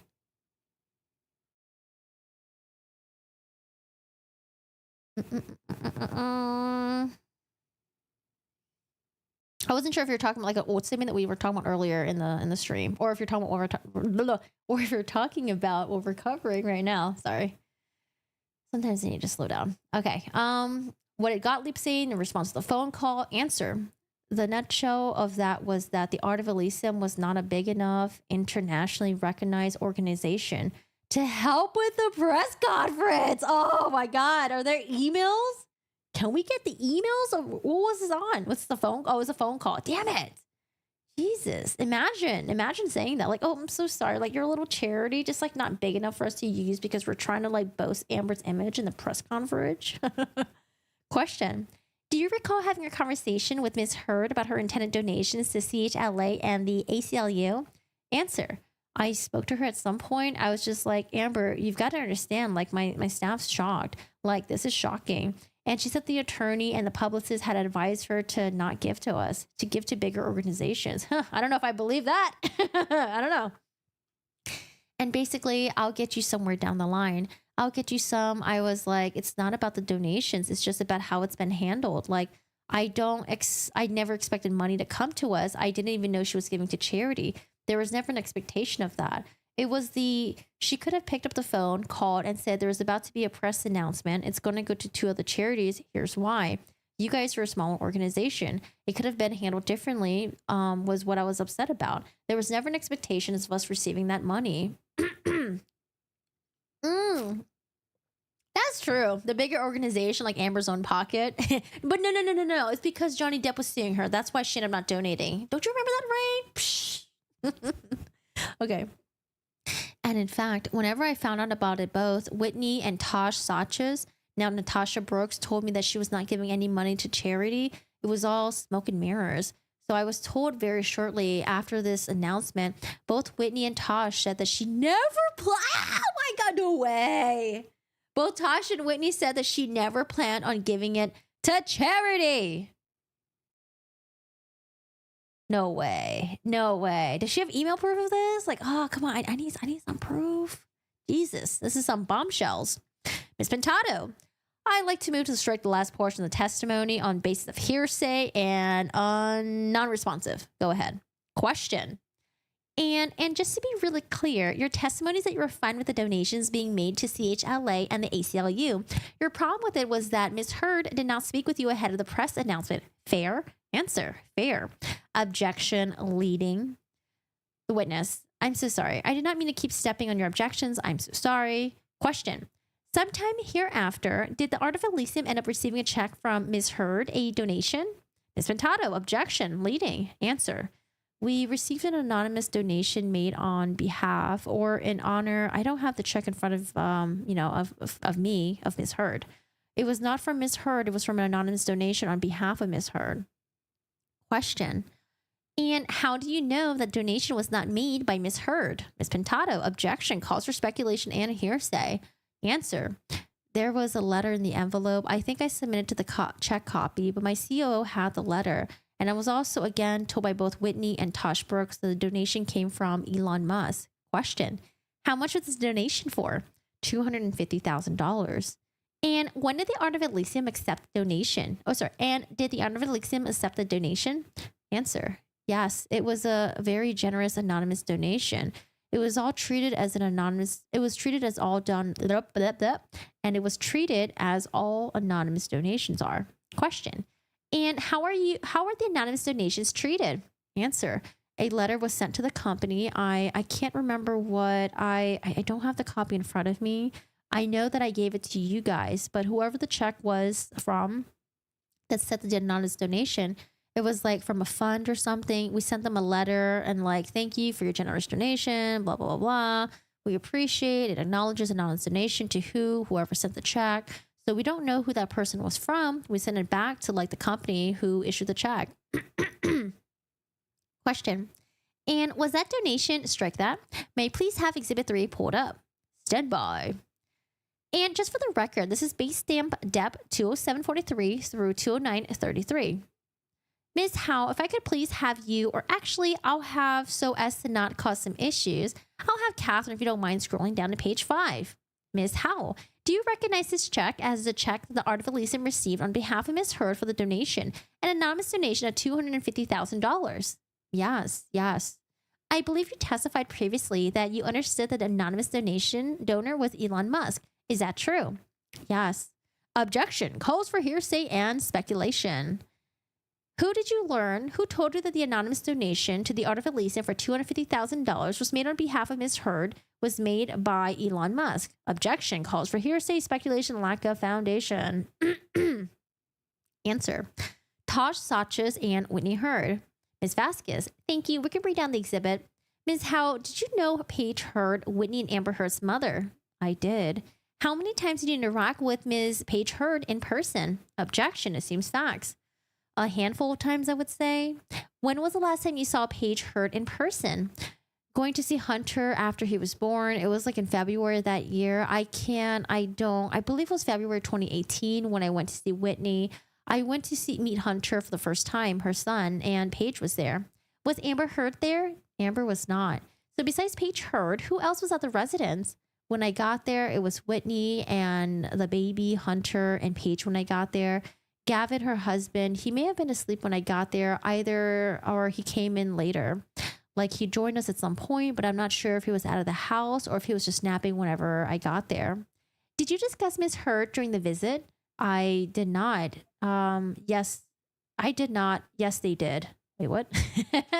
Oh, I did not, but they did maybe. Okay, so I think what she meant to say. Taurus, Mollis really wanted that flappy fish market. I did not. Yes, they did. Basically, I went because Whitney was having a really bad time with postpartum and got there and Whitney was on the couch. The house was kind of a mess. I started cleaning, started doing the dishes. I sat down, held the baby, started talking to her mom and Whitney. And her mom started talking about Amber and what was going on and Amber and Johnny and all of this. And this is well after the divorce happened. I couldn't quite get my head around why they were discussing this when Whitney seemed to be in such need of help, to be honest with you. And that is whenever her mom kind of just started talking about stuff that at the point in time, and I still stand by it, like it seemed kind of like a little outrageous and crazy to me. She started talking to me about some legal battle over embryos between Amber and Elon Musk and how they had created, I believe it was 6 boy embryos and 2 girl embryos, and that he had gifted a Tesla or Teslas to Amber and family and had them bugged. I wonder what they mean by bugged, because like you can just, like when you download the app, you can just track the Teslas. Like, like, I don't know, like if he has like Amber's like Tesla account login or whatever on his phone, then yeah, you can kind of see where the Teslas are. But anyways, they come with it. And then she started calling him a baby killer because he wanted to destroy the embryos and Amber wanted to keep them. And what kind of monster would want to destroy embryos? And what kind of monster bug things? I just wish she and Johnny would get back together. I wonder at this point if like Elon just didn't want to have any babies with her. That's why he wanted to have them destroyed. Wait, actually, hold on a second. Oh, is it? I don't know anything about like this whole baby shit, but like I thought they stored it separately. I thought it was like the embryos were stored separately. Or I guess, interesting. So I guess at this point they already had the sperm and the egg and then they like had it fertilized and that's what they store, like the fertilized version. Interesting. Yeah, I don't know. I thought it was just like storing embryos and then you get the sperm like later on down the road because it would be like fresh or something. But yeah, I don't know. Interesting. Wanted to store embryos. And I was floored and shocked and said, I don't understand, where this is coming from because there's been a whole public thing. There was a restraining order and everything else. She called Johnny either a saint or angel or something compared to Elon. And how she told me that he and Amber were communicating on burner phones. And she hoped they were getting back together because Johnny was amazing and just went on and on and on about him. And I said she filed a restraining order. She said the lawyers made her do it. They said that she would get kicked out. Like, it was this whole tangent that I was mortified by because here's Whitney just kind of laying, despondent in postpartum. She would chime in here and there in the conversation. But I left, got in my car, called Tosh Sanchez and said, what is wrong with this family? I don't understand. Tosh goes, You didn't know about the embryos? Everyone knew about the embryos. You didn't know about the Teslas? Everyone knew. I had no idea. She talked to me the whole way home, and basically said, yeah, she confirmed everything. Apparently everybody on my staff knew about it besides me. Whenever I gave that in my witness statement, I said then it sounds crazy. And then I will say now, it sounds crazy. And I'm repeating what I was told. That is it. It is simple. I couldn't make it up if I tried. I would be a probably high-paid screenwriter if I could. Yeah, it's just easier for them to fertilize the egg and then store it that way than to just like store the egg separately and then have it fertilized later on. I didn't know they fertilized it and then stored that together as like a unit. Well, because they would be able to look at the what's it called? The sperm DNA, right? If it's like the XXXY thing, the chromosomes. So that's probably how they knew the gender. Rich people stuff. Yeah, I mean, I knew someone that had to do the like the in vitro stuff, and I think like even storing the eggs were like pretty fucking expensive, like on a yearly thing. Like they had to have their eggs stored, and then they did like the in vitro stuff later down the road, I think. Oh, excuse me. I don't know. And I heard that I have like other friends that are like having their eggs frozen. It's just so expensive. Like, holy shit. All right, Pintado. I couldn't make it up if I tried. I would be a probably high-paid screenwriter if I could. Ms. Pintado, I'm going to move to strike that entire testimony based on hearsay, non-responsive, and relevance. Question. Did Paige Hurd tell you anything about, strike that? Did Paige Hurd tell you that Elon Musk was abusive or controlling towards Amber? Ms. Pintado, objection. Hearsay, leading assumes facts and lack of foundation. Answer. I would say controlling. I don't think I ever heard the word abusive, but bugging. Tesla said, the baby killer thing is a thing that sticks in my head about what she kept saying. He's a baby killer. He's a baby killer. And I was like, what? What do you mean? He wants to destroy the embryos, their life. And I literally was just like, what the hell is going on? I mean, I was just shocked. So no, not the words abusive, but controlling, I would say, is what I took from what she said. Question. Understood. Thank you. At some point, did you come to learn that Ms. Henriquez had testified in the UK action involving Mr. Depp and the Sun and Dan Wooten? Objection. Calls for hearsay and leading. Answer. Yes, I did. Question. What did you learn about the Ms. Henriquez testimony in the UK action? Answer. When? Is that what you said? I'm sorry. What was the question again? What did you actually learn or understand about Ms. Henriquez's testimony in the UK action? Objection. Same objections. Answer. What I learned is that she said that she went to live on her boss's floor and she flipped the story. That is what struck me as this thing that mattered me the most. I had no idea this was still an ongoing issue. I thought the divorce had been put to rest years ago. So I wasn't aware of it until a friend contacted me about it. And then whenever I read that she said about the staircase incident, that's quite honestly what I say, the conviction to me of all these things that Whitney had told me all these years. That I never did anything about it because I thought, it was none of my business. That's when I realized it was really, really bad. That she would lie under oath and flip her testimony. Question. What did you do when you heard Ms. Henriquez's testimony? Objection. Leading. Answer. First of all, the friends who called me who, was somebody who was a neighbor of mine for 20 years and heard from Whitney because she was around at a few parties, why she moved in with me. Whitney told everybody she moved in with me because her sister threw her down the stairs. And she said, are you not going to do anything? I said, I don't think I can do anything. It looks like it's just kind of done. And I kept reading and I kept doing this and I talked to my parents. I was like, the only thing I can do is apologize to his sister. And so I reached out to Christy and just said, I'm sorry. I wish I would have known this was happening. I would have tried to talk to Whitney. I would have done anything. But Whitney is doing this. She's doing it for Amber. Whitney's not a malicious or mean person. And I apologize to Christy at length. Question. When you refer to Christy, do you mean Christy Dembrowski? Yes. And that is Mr. Depp's sister, correct? Yes. Who I know because she's friends with the chairman emeritus of our board now, Tim Headington. So I knew Christy through Tim. Have you ever spoke to Adam Waldman? Yes, I have. Christy put me in touch with him. Question. Why did Ms. Dembrowski put you in touch with Mr. Waldman? Answer. After I kind of apologized, I was like, I just wish there was something that I could do. I wish I could have known. I wish I would have never let Whitney take the stand and do this. She said, if you want to give a statement, I can put in touch with somebody to do that. And so she put me in touch with Adam, and that was really that. Do you recall when you first spoke to Adam Waldman? Would have been July 2020. I kept my dad present for everything. What did you and Mr. Waldman first speak about? Objection calls for hearsay. He said, Christy put me in touch with you. Is there anything you want to tell me? And I kind of just said, I'm sorry, I'm watching this and I'm in horror. He said, do you want to give me a witness statement? And I said, if I was subpoena, I would. I said, honestly, I want a subpoena because I don't want Whitney to feel like I'm betraying her. I'm trying to save her from herself. And in talking with both Chrissy and Adam, I said repeatedly, like, I want to stop Whitney from doing this because I know she's doing it for Amber. She wouldn't do this on her own. She's not a liar. So that is what we spoke about. Did you receive a subpoena from Mr. Waldman? Elon was with Grimes at the time. I don't believe anything that comes out of her mouth. Elon, just like his dad. Elon has been around. He's not one of a kind of woman kind of man. Well, if anyone could send her to Mars. No. Don't bring her over to Mars. Oh, my goodness.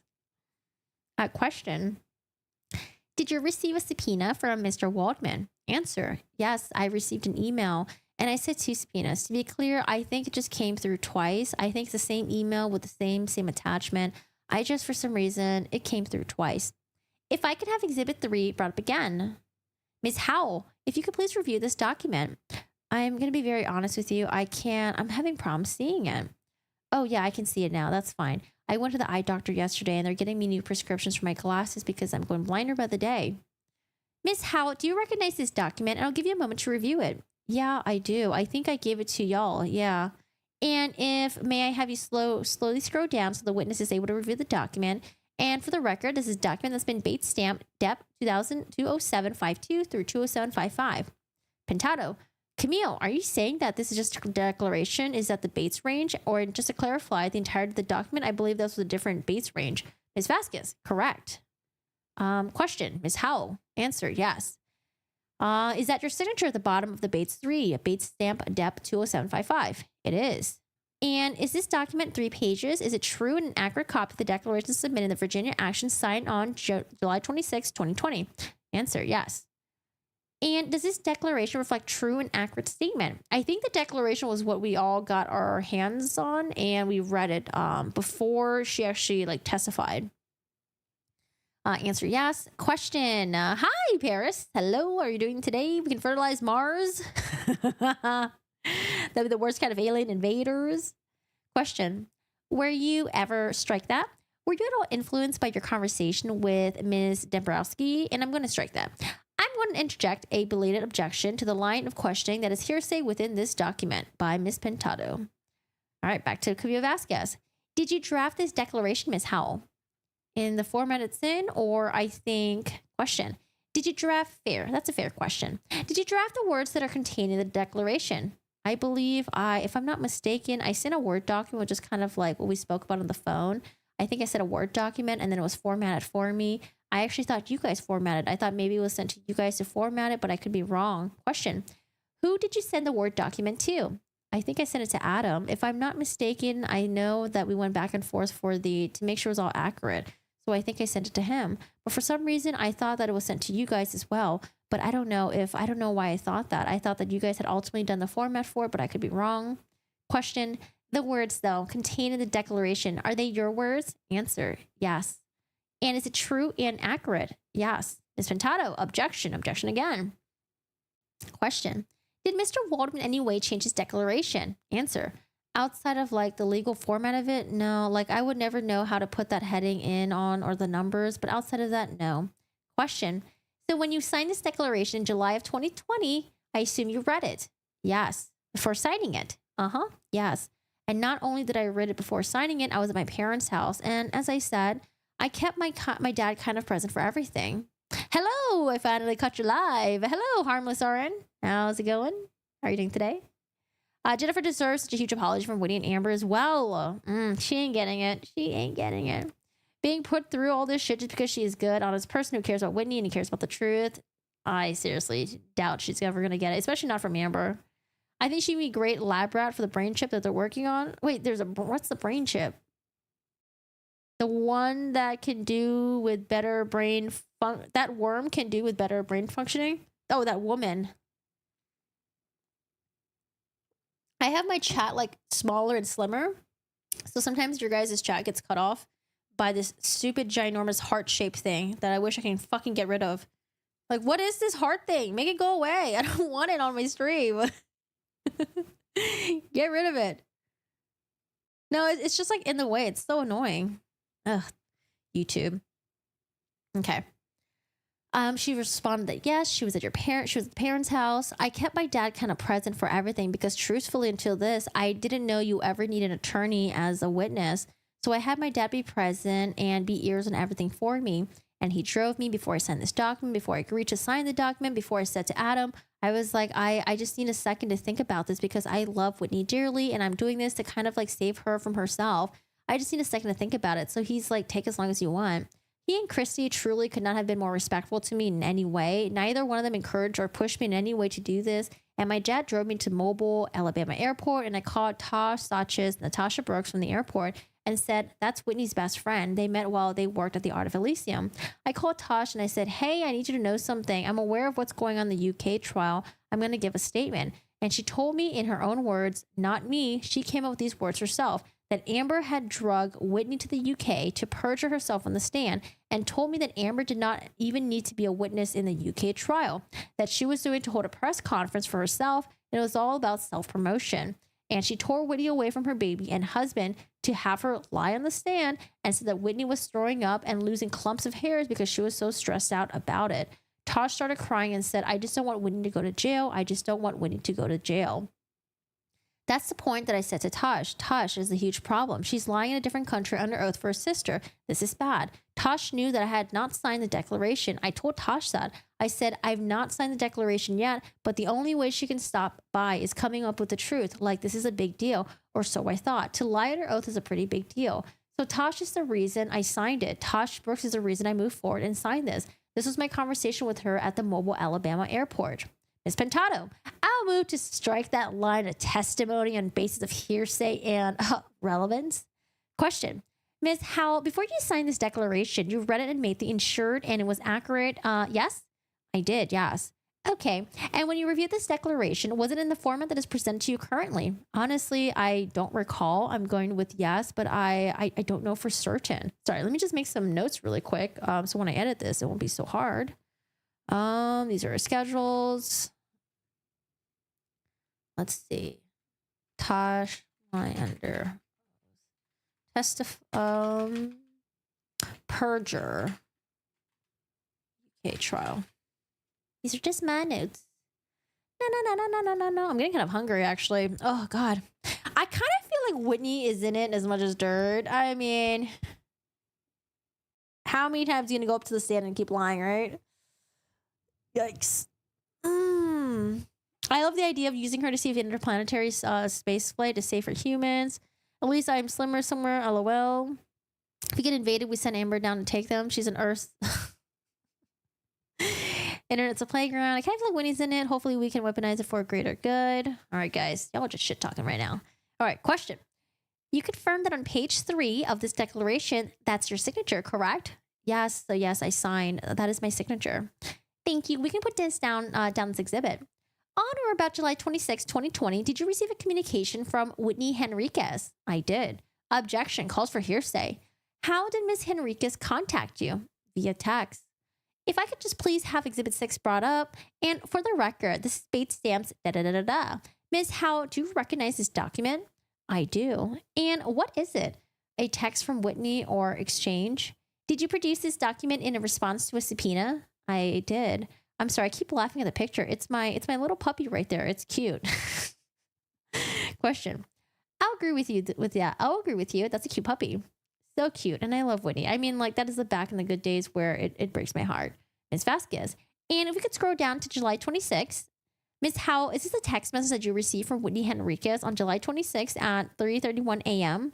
Objection. Calls for hearsay. That is. May I just ask a question? This is a technical question. Absolutely. Sure. Whenever there's a call for hearsay and there's a text, how is that hearsay? I mean, I'm just curious. That is literally just a straight curiosity question. It's like I'm not truly being combative. I'm just asking the question. Mr. Spear, Just let's the witness. Okay, move it along. Let's not quibble about the merit of the objections. Ms. Vasquez, I'm sure Richard will be pleased to explain hearsay law to you and all the exceptions to hearsay. Thank you. I was just wondering. It is the bane of the most attorneys' existence, but answer. So this is what I received from Whitney's phone number on my phone via text at the time. Yes. Question. And does Whitney say anything? I'm going to read this. This is in Whitney's voice. Hey, chosen sister, I'm so sorry for the late text. As you know, I'm in the UK for court. Can you please call me when you have a chance, when you wake up? I've gotten some calls from the Sun's legal team about you possibly getting involved and giving evidence to JD's team. I told the Sun that there's no way this could be true, but I want to talk to you. No matter what, I love you. Did I read that correctly? Oh God. I'm like PTSD now. Did I read that correctly? Did I read this correctly? Did I read that correctly? Answer. That is absolutely correct. Question. And this is the message that you received from Whitney's phone number? Yes. On or about July 26th at 3:31 a.m.? Yes. Sitting here today, do you believe that Ms. Henriquez sent you the message? Objection. Speculative calls for hearsay. Go ahead. Yes, I do. Ms. Vasquez. And if we could scroll down to the next page, the next message reads, Jen, my heart is breaking. Please tell me what I'm hearing isn't true. Is that a message you received from Whitney Henriquez at about July 26th on 11:06 a.m.? Yes, it is. And you respond, you are my chosen sister, and I love you with my entire heart. I was served 2 subpoenas yesterday. I was questioned and just told them the truth as I know it. I would never lie in any court proceeding or anything else. My one and only concern in any of this is you. I have a letter I have written to you, and I'm going to give it to you tomorrow. I hope you know how much I love you, and protecting you is something I will do now and always. Is that the message you sent in response to Ms. Henriquez? Yes, it is. And if you scroll down, did you receive a message from Ms. Henriquez shortly? Ms. Pintado, I'm going to object to this line of questioning as improper use of the document. Go ahead. Ms. Pintado. Did the inmate get away? Oh, the inmate, the chicken that ran after, did they catch her? Oh, it seems like you're in the beginning of the stream right now. Hello, Dino. Will they be wearing scarves or moon rock rings? Why scarves and moon rock ring? What is that a reference to? Is that like Dune or something? Is that a Dune reference? Elaine, what if any rules? Hello, Elron. Question. Ms. Howell, did you receive go ahead, improper, we're cutting each other off. Did you receive a response from Ms. Henriquez to your text message? It's what you're looking at right there. Do you mind reading that? Jen, why wouldn't you talk to me first? Adam Waldman is a vindictive liar who's trying to bring down my family and willing to do anything to do so. He can and will use anything you say, good or bad, to hurt us. I mean, everything that she had to say was all bad. Damn, she was sweating. Do you want me to read the next part too? Yes, please. This is Whitney saying, Jen, there's no way you were served 2 subpoenas. Just talk to the U.S. counsel. They lied to you. Can you please send me whatever they sent you? Question. Did you respond to Ms. Henriquez? Answer. If there's a response below that, yes. If not, that was it. I did not respond. Question. Did you send Ms. Henriquez subpoenas that you received from Adam Waldman? Answer. I did not. Ms. Vasquez. So we have another exhibit that's up on the screen. Do you recognize this document, Ms. Howell? And if you need to scroll through the 8 pages, feel free. The witness. Can you scroll down? Yeah, I recognize that. And what is this? That's an email I believe I sent to Whitney. Scrolling up to the first page of the attachment is Marcel Pariseau. He's one of my oldest friends in Los Angeles who has served me as a board of member of Art of Elysium, and he's one of my biggest confidants here in LA, kind of for the course of my career. Question. And going to the third page, is this an email, Ms. Howell, that you sent to Whitney Henriquez on or about Tuesday, July 28, 2020 at 11:02 p.m.? It is. Is it true and an accurate copy of the email exchange you sent to Ms. Henriquez? Yes, I believe I'm the one who gave that. Yes, it is. And then did you forward this email and exchange and attachment to Marcel Pariseau? Yeah, I asked him to keep it for me.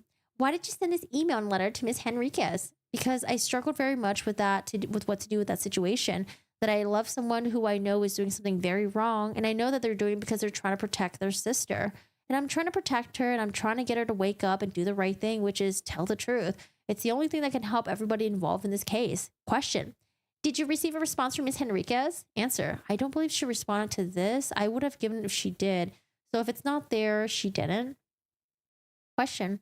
Since July of 2020, have you received any communication from Ms. Henriquez? Oh my God, did she cut her off? Answer, none. She just reached out to the ex-employees and staff. She and Taj Sanchez both have asking them to dodge subpoenas and avoid getting involved in this and basically trashing me. But she has not reached out to me directly. No. Ms. Pintado, I'm going to move that to strike the testimony on the basis that it's not responsive and hearsay. Vasquez, thank you. If I could just have exhibit 1 brought up, please. Miss Howell, do you recognize submitting a witness statement in the United Kingdom? Yeah, they basically just called to verify the witness statement that was submitted previously. And do you recognize this document to the witness statement and the declaration that you submitted in the UK? And if you want to scroll down to look at it. Yeah, I recognize it. And at the first page, do you see a date on this document? January 13th, 2021. Thank you. And this is the document that is a true and accurate copy of the declaration that you submitted in the UK proceeding on or about January 13th, 2021. Yes. And are these statements in the UK declaration accurate and true? Objection, based on hearsay. I mean, yes, I signed it. Yes. We can scroll down to the bottom. Yes. Is that your signature, Ms. Howell? Yes. Did you receive any benefit for submitting this declaration? No. I've heard you refer to many times throughout this deposition to Tasha Brooks. Who is Tosh or Tasha Brooks? Her name is Natasha Sanchez, is her maiden name. We call her Tosh. Her married name is Natasha Brooks. So Tosh Brooks, I guess you can say. She, longtime employee here at the Art of Elysium. She and Whitney met while Whitney was working here, and they became best friends while working here. Does Natasha still work at the Art of Elysium? No, during COVID, obviously we had to do a lot of cutbacks with very limited staff at the moment. When was the last time you spoke to Miss Brooks? I believe the last time I physically spoke to her was the day I referenced earlier at the Mobile, Alabama airport. I think that I could be wrong, but I'm pretty sure that was the last time we physically, we voice-to-voice communicated. We have been in touch here and there throughout this time. Question. Have you become aware that Ms. Brooks was deposed in this action? Answer. I was aware of that. Yes. Question. How did you learn that Ms. Brooks was deposed in this action? Answer. Whenever I engaged Richard as my attorney was after the Art of Elysium itself was subpoenaed. So I brought Mayor Brown in. I didn't, again, think I personally needed an attorney as a witness, but I brought Mayor Brown in when I was scared that they were going to go after my employees here. I didn't want them to incur legal fees. So I was aware that she was being deposed after I brought Richard on. I reached out to Tosh and said, hey, I just wanted to let you know, just in case anybody's subpoenaed or brought into this, we have a law firm on board who will represent anybody who is to be deposed. And she said, that's great. Please connect him with me. So I put her on an email to Richard. And very quickly, we learned that she had another attorney that Amber was paying for. Amber basically lured her up immediately. And that's how I knew she was being deposed. I think, didn't Amber pay the legal fees for all of her friends as well? If I remember correctly. Ms. Pintado moved to strike on the basis of hearsay. Ms. Vasquez. And if we go to the bottom of this, it's an email chain, Ms. Howell. And so the earliest communication usually is at the bottom. That's the way it prints. Do you recognize this email dated January 8th, 2021 at 1:07 p.m.? Yes. And what is this email? I reached out to Anthony Romero. We had a mutual friend, and they had suggested just send an email and ask, let them know what you're going through and ask him to do the right thing and tell the question. Who is Anthony Romero? I'm sorry. Answer. He's the head of ACLU, and this is the mutual friend basically said in that they were aware that ACLU had not received any money in all of this. Look at all these companies working with Amber to boast her fucking image, and no one's getting any damn money. Oh my Lord. From her. Coming from her directly. And so this is the little nonprofit, the Art of Elysium, was getting beaten up through all of this. And they were just like, yeah, just send him a direct email, which I did. Ms. Pintado, I wanted to strike that on grounds of hearsay and non-responsive. Ms. Vasquez, if we can scroll down to page 4 of the email, why did you write this email to Anthony Romero? Answer, because it's what it says in there. It's taken up a lot of our resources and time, and we've been incredibly distraught. And again, if people just tell the truth, this would be over. I feel like if people would just tell the truth. And people, I think it spells it out pretty good in there. It's like Children's LA we've worked with. That was the first facility we worked with. And they had pulled aside an employee of mine at the hospital and said there was no donation ever made. They were kind of upset that they were the ones who introduced Amber to the children's. And then the ACLU, the other person's like, yeah, ACLU didn't receive any money either. They're pretty upset about it. Oh my God. you imagine like all this unraveling? Oh my goodness. Just so you know, the director, CEO, founder, why don't you just compel them to just tell the truth? And that's all I've ever asked anybody to do in this. And if I'm wrong about what the truth is, so be it. But just end this already. Ms. Pintado, I'll move to strike out again on the grounds of hearsay and non-responsive. Go ahead. Question. You write here in the second to the last paragraph. So this is what she writes. No matter what her needs are or more obligations to tell the truth at all costs, especially when subpoenaed by the court of law to do so. What did you mean by that? I'm just going to object that. Oh, Ms. Pintado. I'm just going to object that and call it hearsay since it seems to be what happens every time she answers. So answer. It means exactly what it says. I feel like there was a more obligation.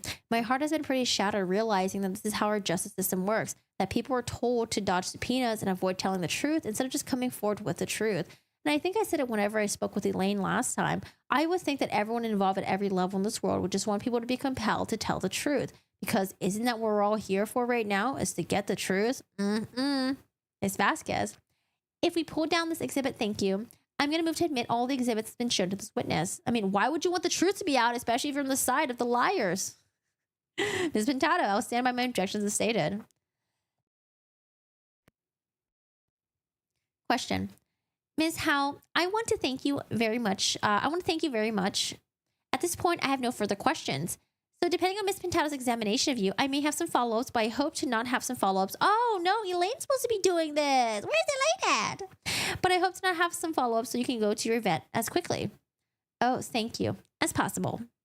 All right, thank you. 10-minute break. Get up and stretch. Ooh. Let's see. We got a couple more pages left. We're almost done soon. Almost done. We got this.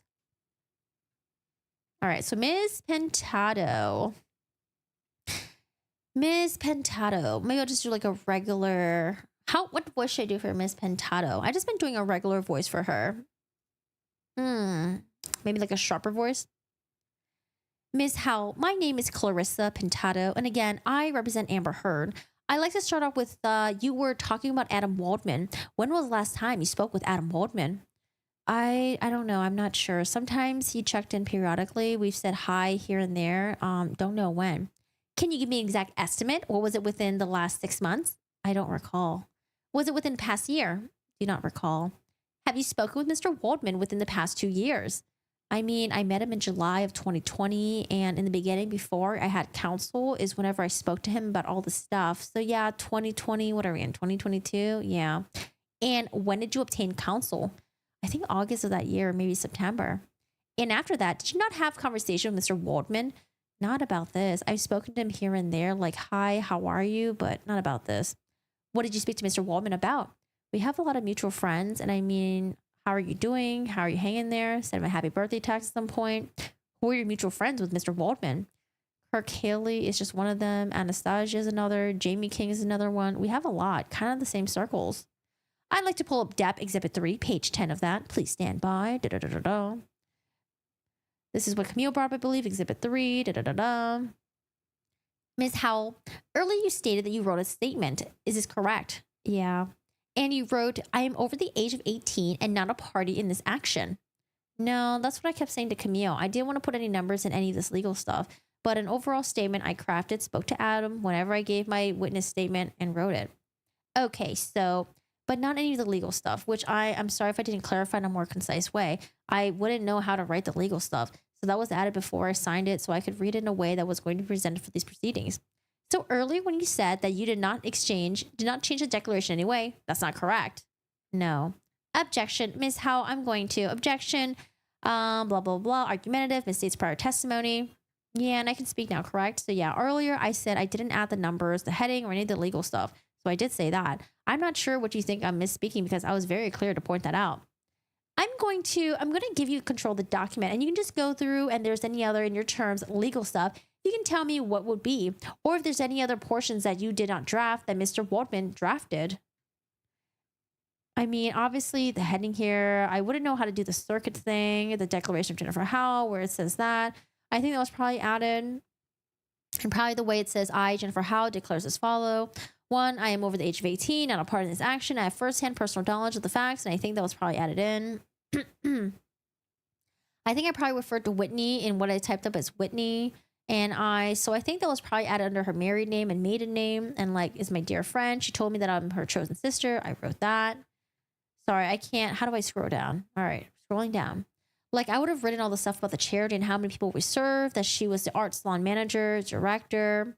Mr. Spear, Jen, I think the question only asks whether you or any portions of this that you recall you did not write. The witness, yeah, I'm just trying to go through line by line to see if there's anything else that was added.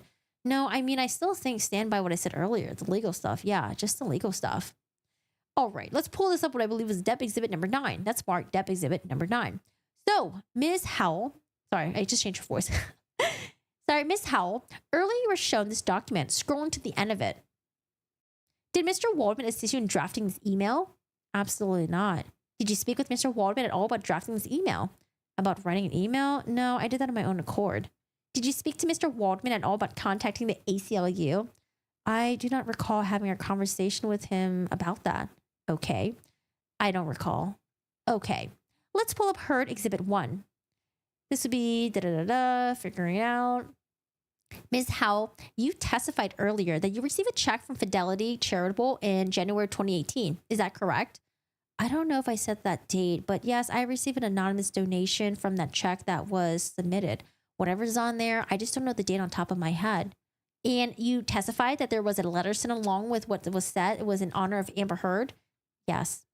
Objection misstates the prior testimony. Is this your statement that you received a letter along with the check? Yes, and the last time with Elaine, I know that you weren't on the last thing, but I explained to her I presented the copy of the check. Our COO had a baby that has been in and out on maternity leave, working from home. So I don't know where that letter is, but we have a copy of it on file. I just need Anna to get that. So that's why it's not there. You have not been able to locate that letter from the last time you testified to now, which was approximately 1 year ago. Objection, argumentative. Sorry, and honestly, I don't know what I needed to look for it. I didn't know that I needed to look for it. I said it on record that I didn't know what y'all wanted me to present it. I'm happy to locate it and get a copy if I need to. If you want me to do it, just please let me know, and I will call Anna after this. Sorry, my earplugs unplugged. And get my hands on that letter for you. Actually, she should have known to have brought that letter. I don't know why she's saying that she didn't know that she needed to get it. Elaine was like, you need to bring everything that's related to this. Question. Is your testimony today, as we speak, that you have not produced that letter? Objection, asked and answered, argumentative. Oh, I'm sorry. You're waiting for me to respond. Oh, sorry. Yeah, same thing. Same thing I said last time with Elaine and saying again today. A letter was in there in fidelity check saying in honor or on behalf of Amber Heard, one other two. Okay. And looking at the exhibit in front of you, Heard 1, do you recognize this document, Ms. Howell? Can you make it bigger? What is this document? November 20th. I can go to the top, 2018 tax records. And they are tax records of the Art of Elysium, correct? I believe so. I guess I'm just scrolling up to the top here. This would be contributors of the Art of Elysium. Is that correct? Uh-huh. And these would be contributors in 2018, correct? Yes, I believe so. Okay. And this entry here says Fidelity Charitable. Uh-huh. Would that be the check that you received that was made in honor or on behalf of, in your words, of Amber Heard? Objection calls for speculation, lack of foundation, assumes facts. I'm going to assume that I don't. No, Jen. No speculation. Okay, if you know, you can answer. If you don't know, that's your answer. Answer. I don't know. I'm going to give control of the document. If there's a donation made for $250,000 in that year of 2018, it will be in the tax return, correct? Yes. Objection. Ms. Howell, objection, speculation, expert opinion. Mr. Spear, yeah, again, Jen, if you know the answer, if you don't, that's fine. You're being asked to read a tax return here, and I don't want you to speculate about what may be on it or in it. So you want me to take control of the screen and do what? I'm sorry. Do you or someone on your behalf prepare this tax return? Objection, vague. Answer. We have an accounting firm, a business management firm, and a tax preparation firm who handles all of finances. So the Gerbil financial team is the one who puts together our actual taxes by the oversight of my COO, Anna Rogers. Okay, and I'm going to move the back up to the top here if I can. It's not cooperating with me as usual. You are the principal officer of the Art of Elysium, correct? Yes. And what is your name right there? And that's your name right there on the tax return? Yes. And would you have signed it off as a tax return? Objection, vague, ambiguous. Mr. Spear, object to the form as well. The witness, sorry, you can answer. The objection's wrong. I said I made a technical objection to the form of the question, but you can answer the question. Answer, yeah, I signed our taxes. Question, and then I'm going to go back to the donors, the list of the donors, and then I'm asking again, if there was a donation of $250,000 made in the year 2018, it would have been on this tax return, correct? Objection, calls for speculation, calls for expert opinion. Again, don't speculate, Jen, if you know. Can I go down and look? Yes, you may. Again, I mean, there's all the artwork. Yeah, please repeat the question so I know exactly what I'm answering. If you have ever received a donation of $250,000 in the year 2018, it will be on this tax return, correct? Same objections. I believe so, yes. And where do you see the donation entered in 2018? Hi, Muher. How are you doing today? Objection assumes facts, misstates prior testimony. Objection to the form. I do not see that amount on here. I would have asked my financial team where that was. I'm not sure. Do you have any reason to believe? And I'll take back control. Are you aware of receiving another donation? I have a question. That was 20 minutes with you, and that was guaranteed whenever we did this, that you guys only had 20 minutes with me, and that was what we agreed to, whatever I deferred. I don't think, so that was 20 minutes. We guaranteed that, and I'm done. I'm timed it from the first second you said a word. Oh my goodness, she said bye. Question.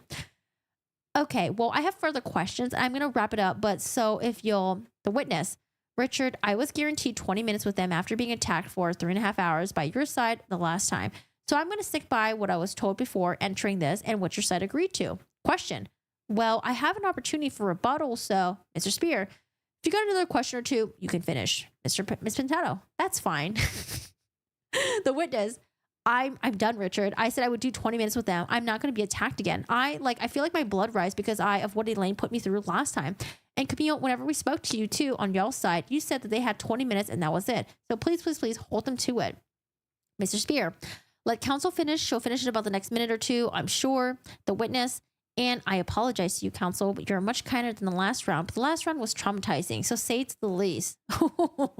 Dealing with Elaine was traumatizing. Yeah, I could see that. Elaine was really going after her. Question. You said today that you were upset by the way Amber handled the donations You said today that you were upset by the way Amber handled the announcement about the donation. Is that correct? Objection, misstates prior testimony. Answer. I said that I could have just handled it very differently and contacted us and made us, aware of it, is what I believe I said.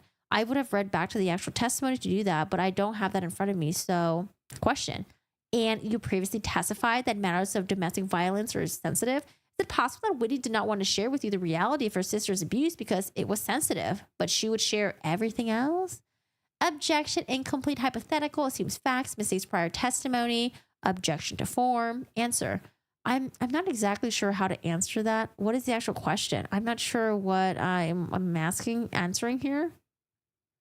Isn't it possible that Whitney did not want to share with you the reality of her sister's abuse because it was sensitive? Objection, vague and ambiguous, incomplete, hypothetical, calls for speculation. Objection to form. I don't understand. She told me about a lot of the abuse. She just never said it was Amber getting abused. She told me it was Johnny getting abused. So why would she tell me that and leave that part out? That doesn't make any sense. True. Question. And you previously testified, had Whitney ever told me Amber had been abused one time, as God is my witness, hand in my Bible, I would have gone to do something. Anybody knows me, knows I've done that for the past 24 years, knows that I would never let a woman be abused. What would you have done if you had known that Amber had been abused by Depp? Objection. No, hold with the objection. Incomplete, hypothetical, hearsay, misstates, prior testimony. Objection to the form. I would have called a social worker. We work with a lot of social workers who are very well versed in this kind of situation. I would have asked for their counsel, their guidance, and I would have figured a way to intervene to save Amber from being physically abused by a man. Question. And in your UK witness statement, you also said you would have been down there with the cops, correct? Yes. Objection to form, misstates prior testimony, blah, blah, blah. Question. And Whitney knew that you had done what you had done in the past 24 years, correct? Answer, yes. Objection, vague, ambiguous, calls for speculation. Question. So she knew you'd have known, so she would have known that you would have never let a woman be abused. Objection. Question. If you had known that, correct? Objection. Everyone's talking over each other. Holy fucking shit. Argumentative, calls for speculation. Incomplete, hypothetical. Yes, she knows I would have done something, but I think that they said you were going to do 1 or 2 more questions, so I'm done. Mr. Spear, we're almost there. We're almost there. I know, I understand. The witness, I can't stand it being twisted. I can't stand it. I understand. Question, isn't it possible, Ms. Howell, that she did not tell you about Amber's abuse because she did not want you to go and do something? But then why would she talk about all the other abuse happening? Wouldn't she just still have done something? But I guess she's phrasing in a way that's like, oh, to women. Because Depp wasn't a woman. That's why you didn't do anything. Objection to the form. Ms. Vasquez. Objection. Yeah, objection. Incomplete, hypothetical, argumentative, vague, ambiguous, speculative. Mr. Spear. Okay, are we good? We've gone about 25 minutes now. Ms. Pintado. I have one more question. Okay, Ms. Pintado. And I would like to hear her answer the question on the record right now.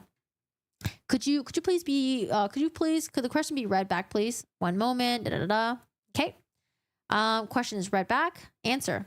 Is it possible? I mean, I guess anything's possible. I guess. I mean, I'm not exactly sure how to answer your question, but I guess anything would be possible. Makes 0 sense, but could be possible. And in your experience, hang on a second. In your experience, have you never witnessed firsthand Amber abusing Mr. Depp? Have you? No, I have not. Objection, asked and answered. The witness, that was your last question. You said one more question. That's it. I'm out. O-U-T, I am done. Ms. Pintado, and I'm done as well. Thank you. The witness, thank you. And you were much kinder than the last one. I just hope you realize how awful that situation was with your last...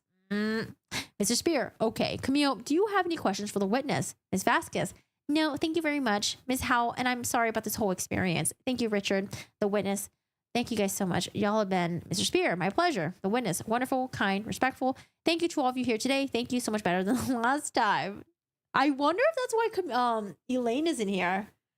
I wonder if they realized that Elaine made it so distressful for Jennifer Howell. They're like, you know what? Let's just send someone else, because Jennifer Howell might just dip out.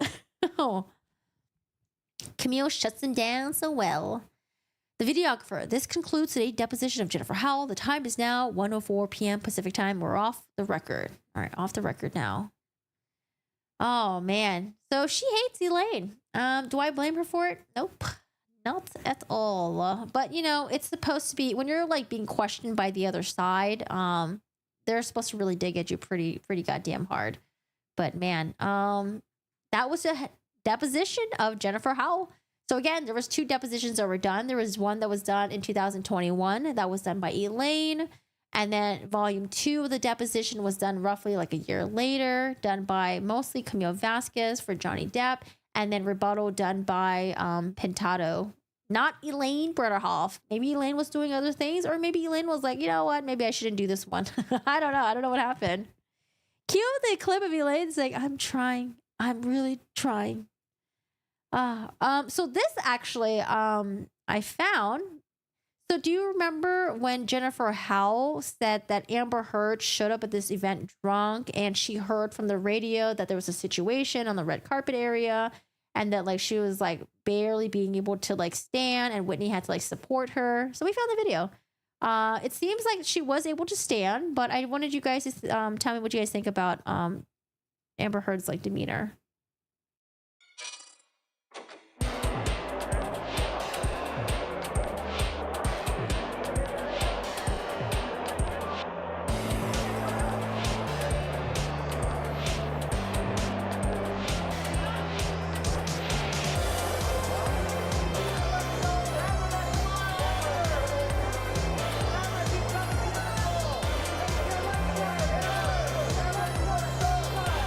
I don't know what this, I'm going to mute the music. Can I mute the music?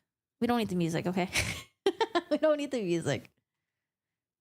So she's able to stand. you know, not quite exactly what Jennifer Howell was saying that she heard, that like there was a situation that Amber Heard couldn't stand when he had to support her. But if you look at her, I don't know, man. Homegirl is on something because she's like, wait, is this forwarded? No, this is normal speed. Because she's like, her head's like bobbing a little bit. Like she's feeling good. You know, she on something. She's feeling good. I think she's on it. I can't. I had to look at her pupil.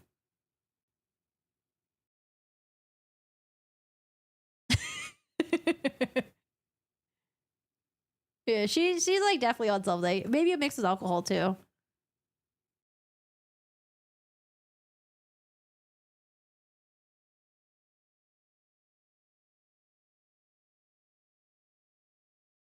I think initially when I watched this, I was like, oh, maybe it's like sped up. No, it's not E because her pupils would be very dilated. When you're like on Molly, when you're on like ecstasy, your pupils are like huge. It could just be drunk.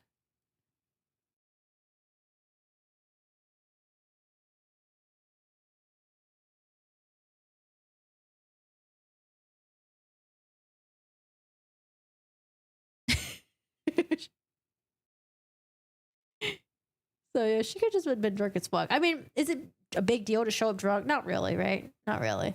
But she was just putting her story together. And I was like, oh, I'm actually kind of, because they have all this filmed. You can always look back at all the Art of Elysium events.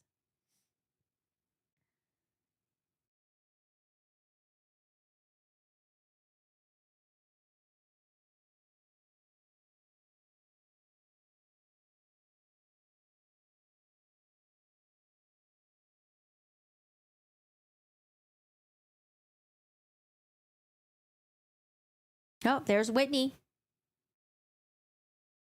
There's the sister. Adderall, alcohol. She liked the uppers. Wouldn't your pupils still kind of dilate though with Adderall? Adderall's amphetamine. Doesn't amphetamines make your pupils dilate? That's what I thought. Oh man, my back. Amphetamine make your pupils big.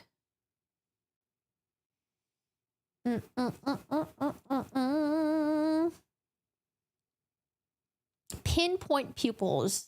I've actually never heard of that term before. Oh, it's the opposite?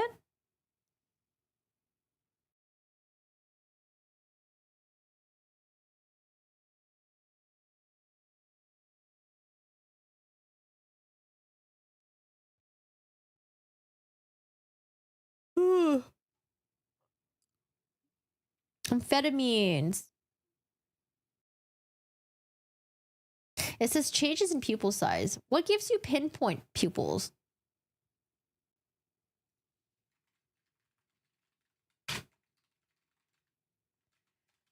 I'm just curious. Depressant drugs. What are pinpoint pupils or meiosis? Pinpoint pupils, or medically known as meiosis, are you guys want to read this? Are a distinctive condition where pupil constricts when usually small size, usually ahead of a pin. Unlike normal pupils, they naturally dilate and constrict to adjust to changes in light. Pinpoint pupils remain fixed and do not respond to variations in light. While pinpoint pupils occur naturally in some individuals, could be elicited with some illicit drug use. What are the drugs? Opioids, depressants, like Xanax, stimulants, like cocaine, amphetamine can use a result in constricted pupils. Oh, I did not know that. Drug combinations. I mean, she could also just be really fucking drunk too. All right, guys. Is there anything else going on today on YouTube? What's going on YouTube? YouTube. Let's see. Brian Kohlberger's aunt breaks silence. Oh, it's a family member of his. I'm just trying to see if there's anything going on in the true crime world.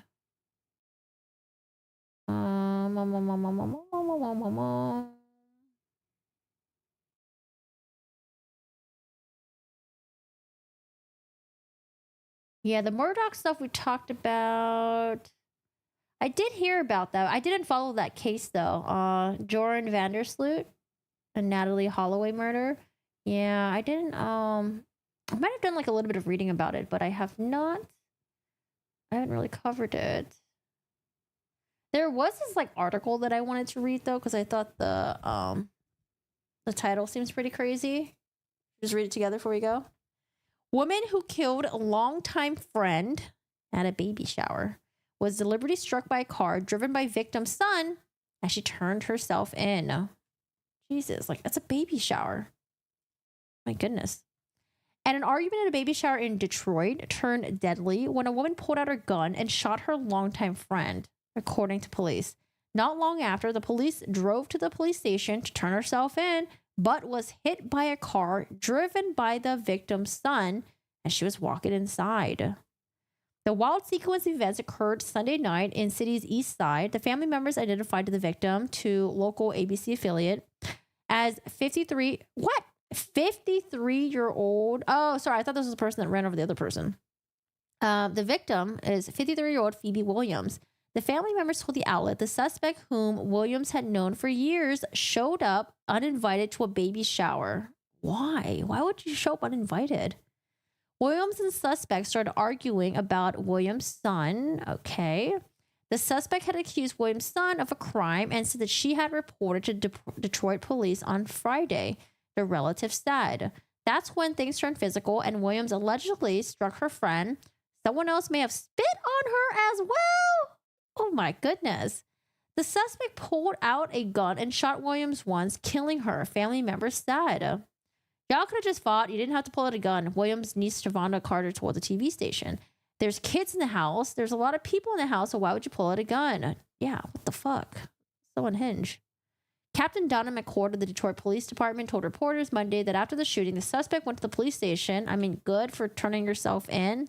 However, the victim's son followed her and hit her with his car as she was walking to the building. Jesus. The woman was taken to the hospital where she was last listed in serious condition. Her relatives told WXYZ they believe she acted in self-defense when she shot Williams, claiming she was trying to leave before she was prevented to do so. Interesting. But police aren't buying it. But court said that senseless gun violence has to stop. Gun stuff. Both the shooter and the victim's son are in police custody. Jesus, like, what the fuck? Like, baby shower. Like, what happened? Sounds ratchet. Sounds horrible. Like, what the fuck? Hi, Grace. How are you doing today? Hello from Korea. Love your content, Corgi. Hi, Grace. How's the weather in Korea right now? I would love to go back to Korea. I went to Korea this one year. It was like back in like 2018, 19 or something, but I went in February. It was so cold. Oh, and I remember when we went there, the air quality was really bad. So we had to wear masks. And then people from Korea were blaming it on China. It was pretty funny. They're like, oh yeah, the reason why we get like pollution here is because of China's fault. But trespasses and then kill someone.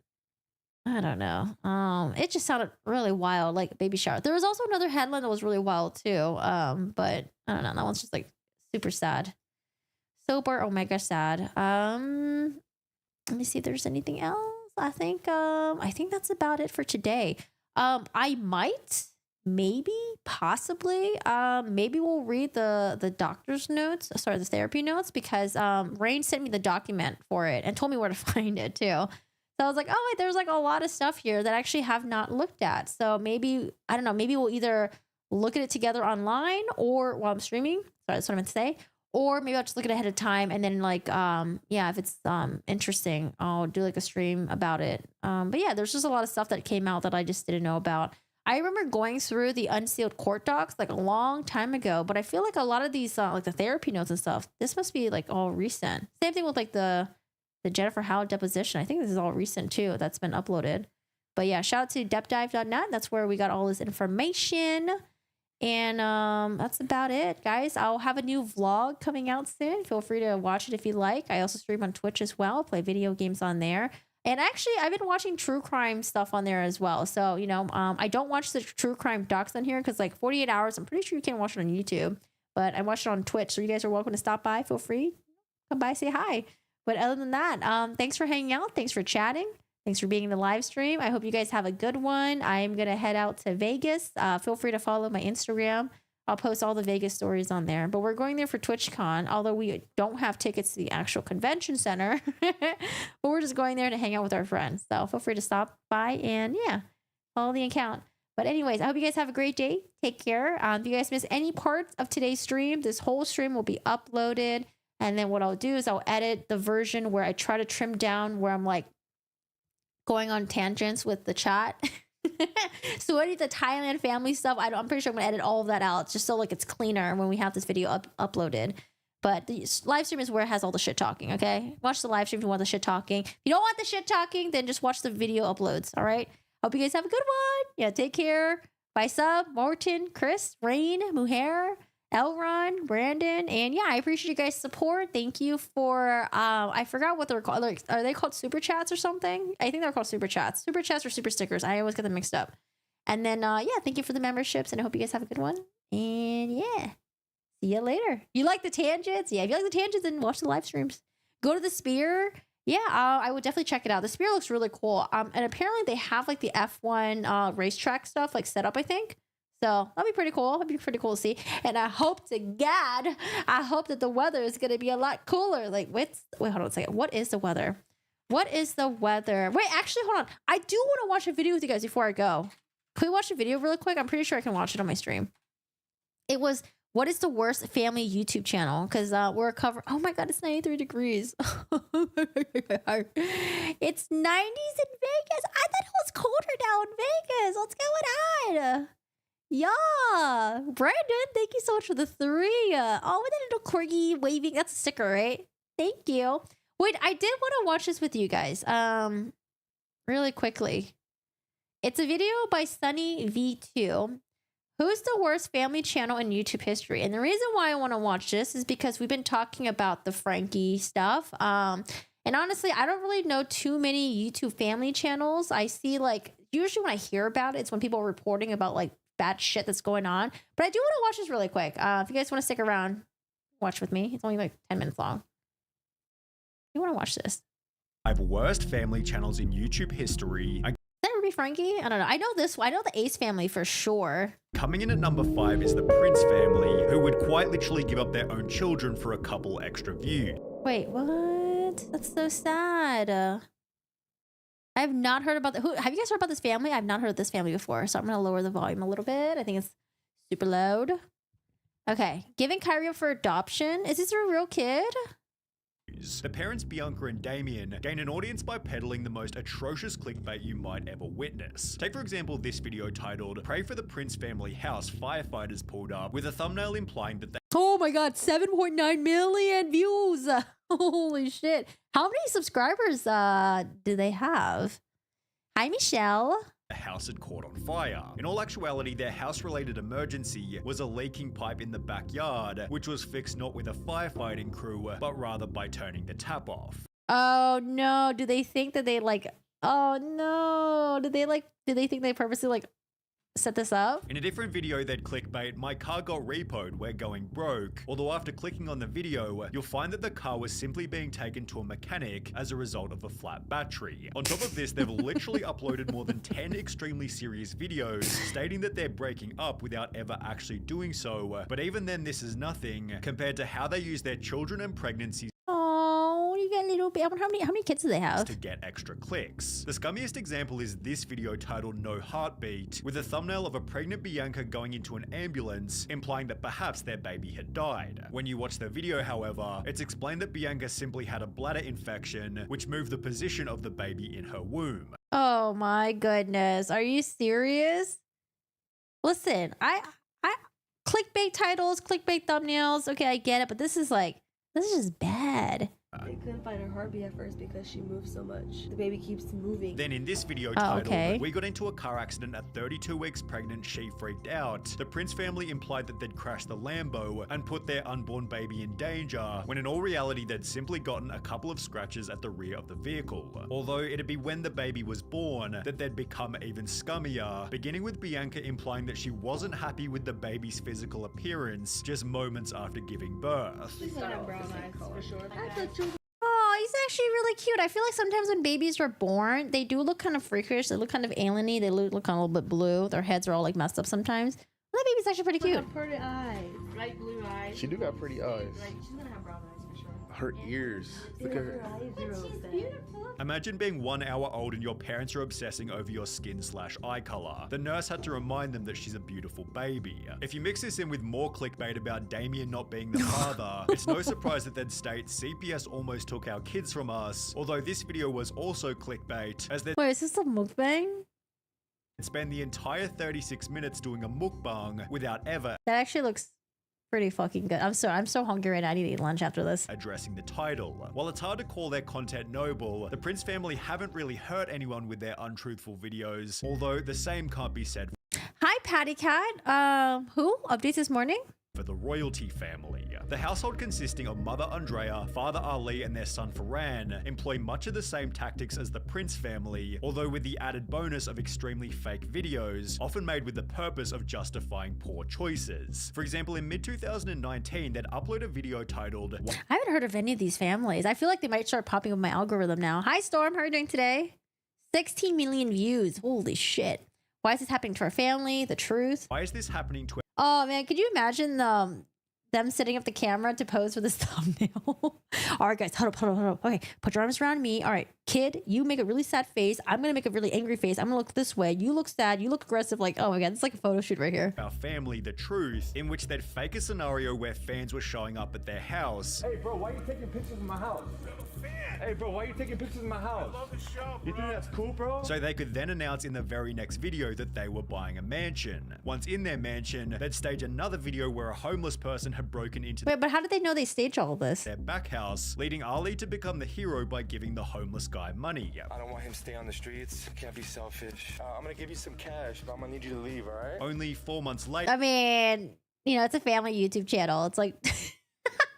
their back house was actually broken into by a real intruder, leading them to show their true colors by giving a totally different response. Are you serious, bro? Going to people's homes and sleeping in the back? Hey, serious, call the cops. With these videos also hinting at their next major problem, extreme materialism. Their channel achieved most of its growth through videos spoiling their son beyond belief. For example, 8-year-old takes parents' credit card, no budget at mall, Jesus, was it a PS5?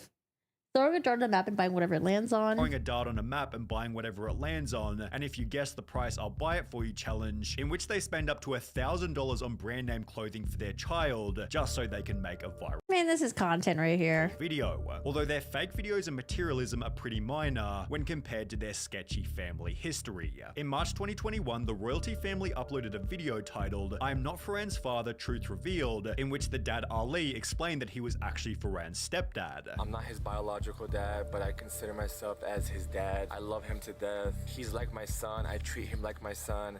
I mean, with all the views that they're making, 1K is nothing to them. That's nothing. Around the same point in time, Ferran's biological father came forward to state that he'd been locked out of his son's life for over 4 years, which was followed by him appearing on the Dad Challenge podcast, where he'd completely exposed the family. He'd state that the mother Andrea was a former adult film star who fled to the USA after getting into trouble with a group of drug dealers in South America. After she and the biological dad moved to the USA, she cancelled the biological dad's visa, forcing him to return to South America, then began cheating on the biological dad with Ali after the two met in a gym. The son Ferran has no idea that any of this even happened, as he's completely forbidden from going on the internet. Ferran is completely and utterly never allowed on the internet. Oh yeah, he kind of looks like just like his dad.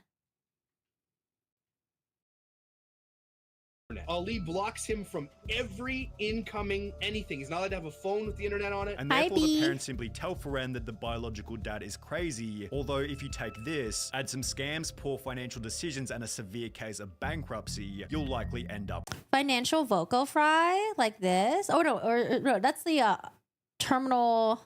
What's it called? Linear terminal uprise or whatever it's called, right?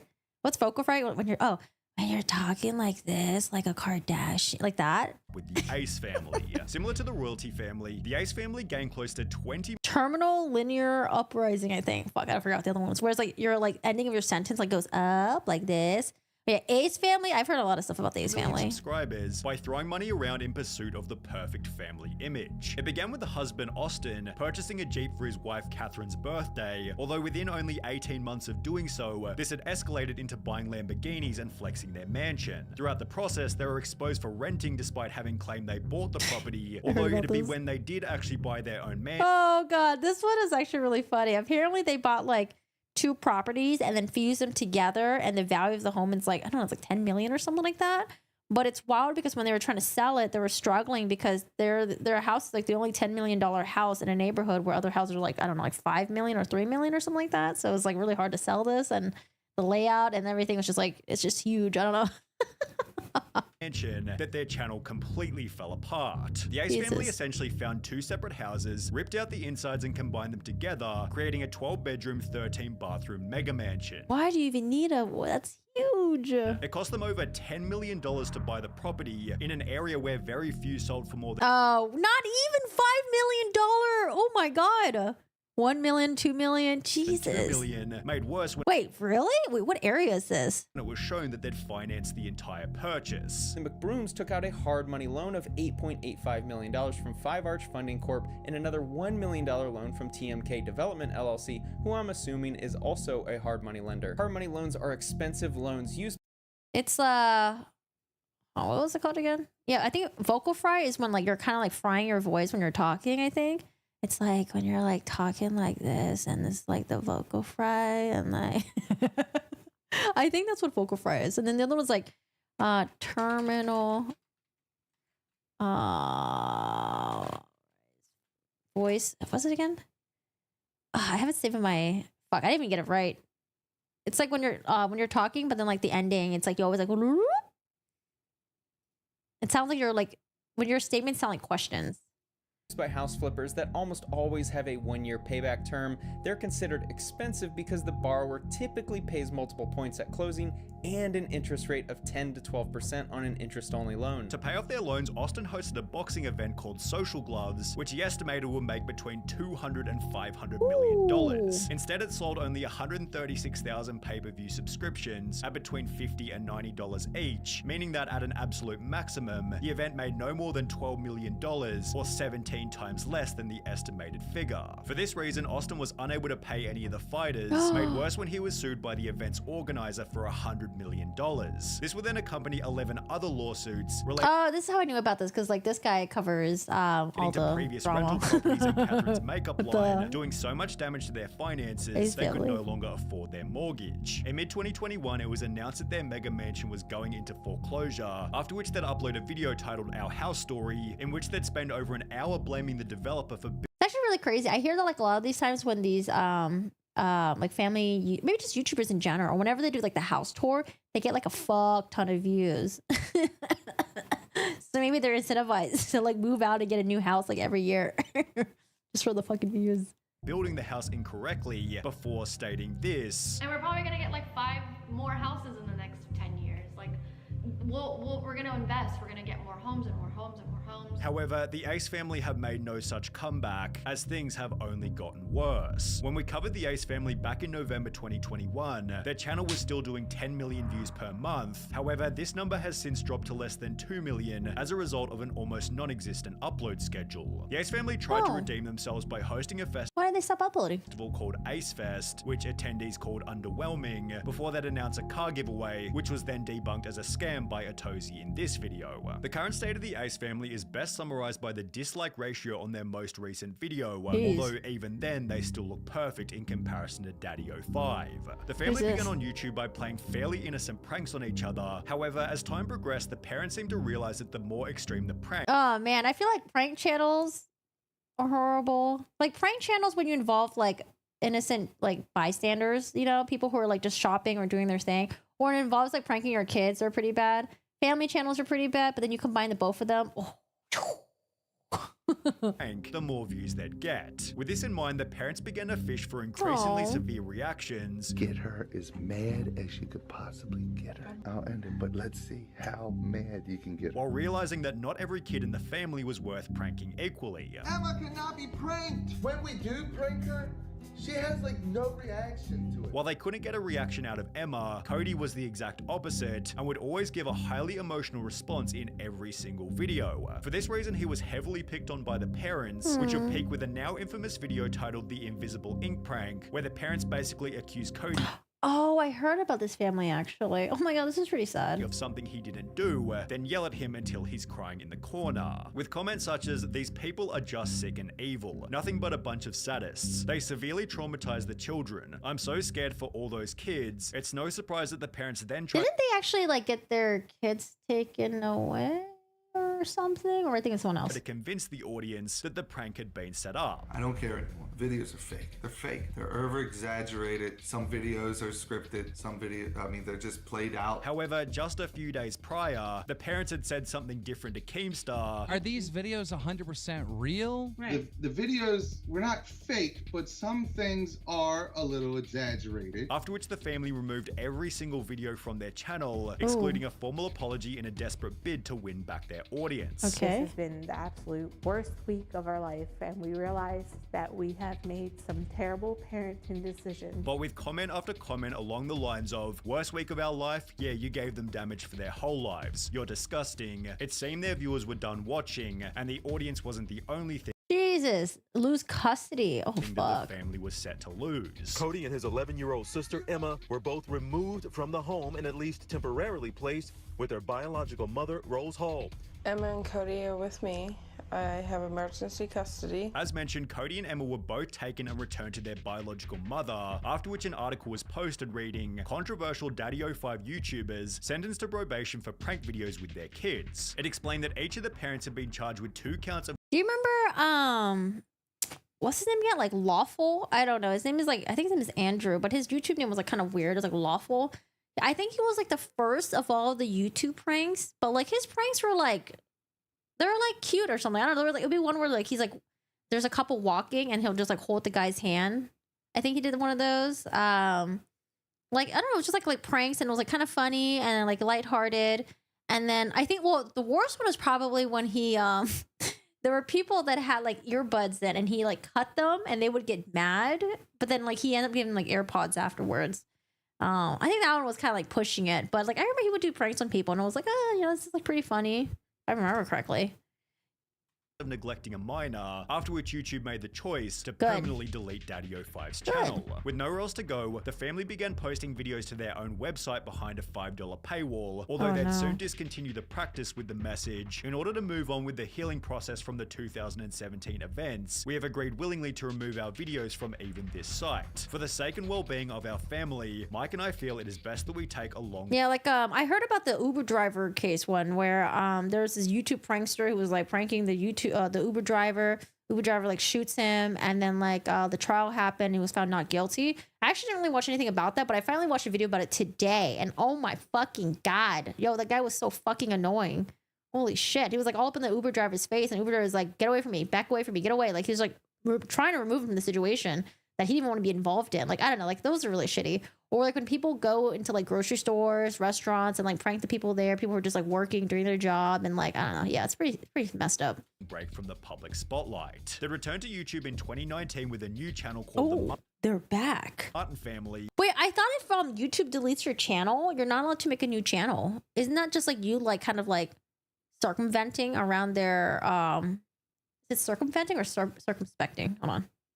Am I using the right word? Circumventing. Yeah, that's the word. Okay. Circumventing around the rules. Although with an average dislike ratio of around 75%, it seems their social media future is as dead as fried chicken. Even then, Daddy05 is lucky to have a life outside of prison, as the 8 Passengers family channel recently... that is Ruby Frankie. Okay, I wasn't sure. I was like, it kind of looks like Ruby Frankie, but I'm not sure because like she looks way younger. ...landed its founder behind bars. 8 Passengers was created by Ruby and Kevin Frankie back in early 2015, where they began to share videos of their unique life as a Mormon family of 8. They'd post videos doing everything from sports to parties. However, the audience quickly noticed that whenever the kids did anything wrong, the parents always gave an unreasonable level of punishment. For example, when a 6-year-old daughter failed to make her own lunch before school, the mother punished the daughter by refusing to bring her food, despite being asked by the teacher. That sucks, man. Like, imagine going to school. Like, for me, I always got my free lunch. I got my free breakfast. Like, I had my free food. Can't imagine going to school and being just fucking hungry. Because who likes going to school as a fucking kid? School fucking sucks. And then you're there and you're hungry and you're like, I don't have money. Like, goddamn. Like, yeah, that really sucks. Responded and just said Eve is responsible for making her lunches in the morning. Or Eve. So the natural outcome is she's just going to need to be hungry. I don't know, man. I don't know. She seems really hard-headed. Hopefully nobody gives her food and nobody steps in and gives her a lunch. Later stating in a different video, my kids are literally starving. I hesitate to say this because this is gonna sound like I'm a mean barbarian, but I told the kids, I said, I'm not even gonna let you eat breakfast until you get your choice. So weird, like the food control thing. So I always say this, I'm not gonna fucking repeat, but it is fucking weird when you have like a food control issue with your kids. Fucking weird. Done. When these punishments failed to achieve the parents' desired outcome, they'd up the ante by refusing presents to their and when you're fucking hungry, you're like mentally functionally like not as like 100%. Like I don't like when I'm hungry, I'm like, oh god, like this fucking sucks. Like I don't know, like I'm probably hungry right now. That's why I'm like or having a horrible time talking to you guys. Youngest kids on Christmas. This year, they are not going to be visited by Santa. Christmas morning, their 4 older siblings will be getting Christmas presents to open, and that they will have the gift of love from their dad and I, because we want them to really have a visceral experience that hits them. Which was in addition. That's so weird. A visceral experience that hits them. Wait, I don't know. I really do wish we can get all these uploads of these Ruby Frankie videos. I actually want to watch them like unedited, uncut. Like I don't know. Like it's probably really bad, especially people watching in like retrospect. Into their oldest. Like I get maybe not wanting to do Christmas for all of your kids or your family, maybe because like you don't want to promote them. Like I don't know into like materialistic goods and stuff like that, but I don't know, there's other ways you can celebrate Christmas, right? I don't know, like do like vacations or something, or celebrations or dinners together. Like you don't have to buy them presents, but like I don't know, man. Son sleeping on a beanbag for 7 months as punishment for playing one single prank. My bedroom was taken away for 7 months and then you give it back like a couple weeks ago. I don't think our viewers know that. Noticing a pattern of overly. I don't know, and the way that she's like so done for these like vlogs, she's got her like eyelashes done, she's got her eyebrows done, and like her kids are sitting next to her, like they just look like they're fucking miserable. Like, oh, mom's just doing another vlog today. Like we have to sit here and participate and like laugh as like, you know, she's like punishing us and just like I don't know, like that's like so fucking miserable. Strict parenting. A change.org petition was launched reading, "Get 8 passengers Ruby Frankie under investigation for child abuse," after which multiple videos were published documenting the family's controversial history. As a result, their viewership evaporated by over 90%. And by What? 90%? Or did they just like stop posting? Jesus. 2023, the channel was struggling to gain 1 million views per Doesn't month. look like plastic Ruby had surgery also to grown me. tired of being criticized by the public, making This looks like bad eyebrows, like gain 1 million views per month. Ruby had also like I get it, eyebrows are really hard to draw, but yeah, those are bad eyebrows. grown tired of being criticized by the public, making the choice to permanently delete the channel on the 2nd of August 2023. However, this wouldn't be the end of the 8 passengers saga. The oldest daughter, Cherie, had always been outspoken about her family's parenting style and would post this image to her Instagram story showing police and the caption "finally" only 4 weeks after the channel was deleted. It was then revealed that the mother had been arrested for aggravated child abuse after the 12-year-old son had been found emaciated and malnourished with open wounds and duct tape around the extremities. The condition of the juvenile was so severe that they were seen by Santa Claus. Usually when you're older, you don't want to have anything sucked out because as you get older, you lose like the fat in your face and your face becomes like more like hollow and stuff. So I don't see the surgery thing. And transported to a local area hospital. Ruby Frankie is currently being held in jail awaiting trial.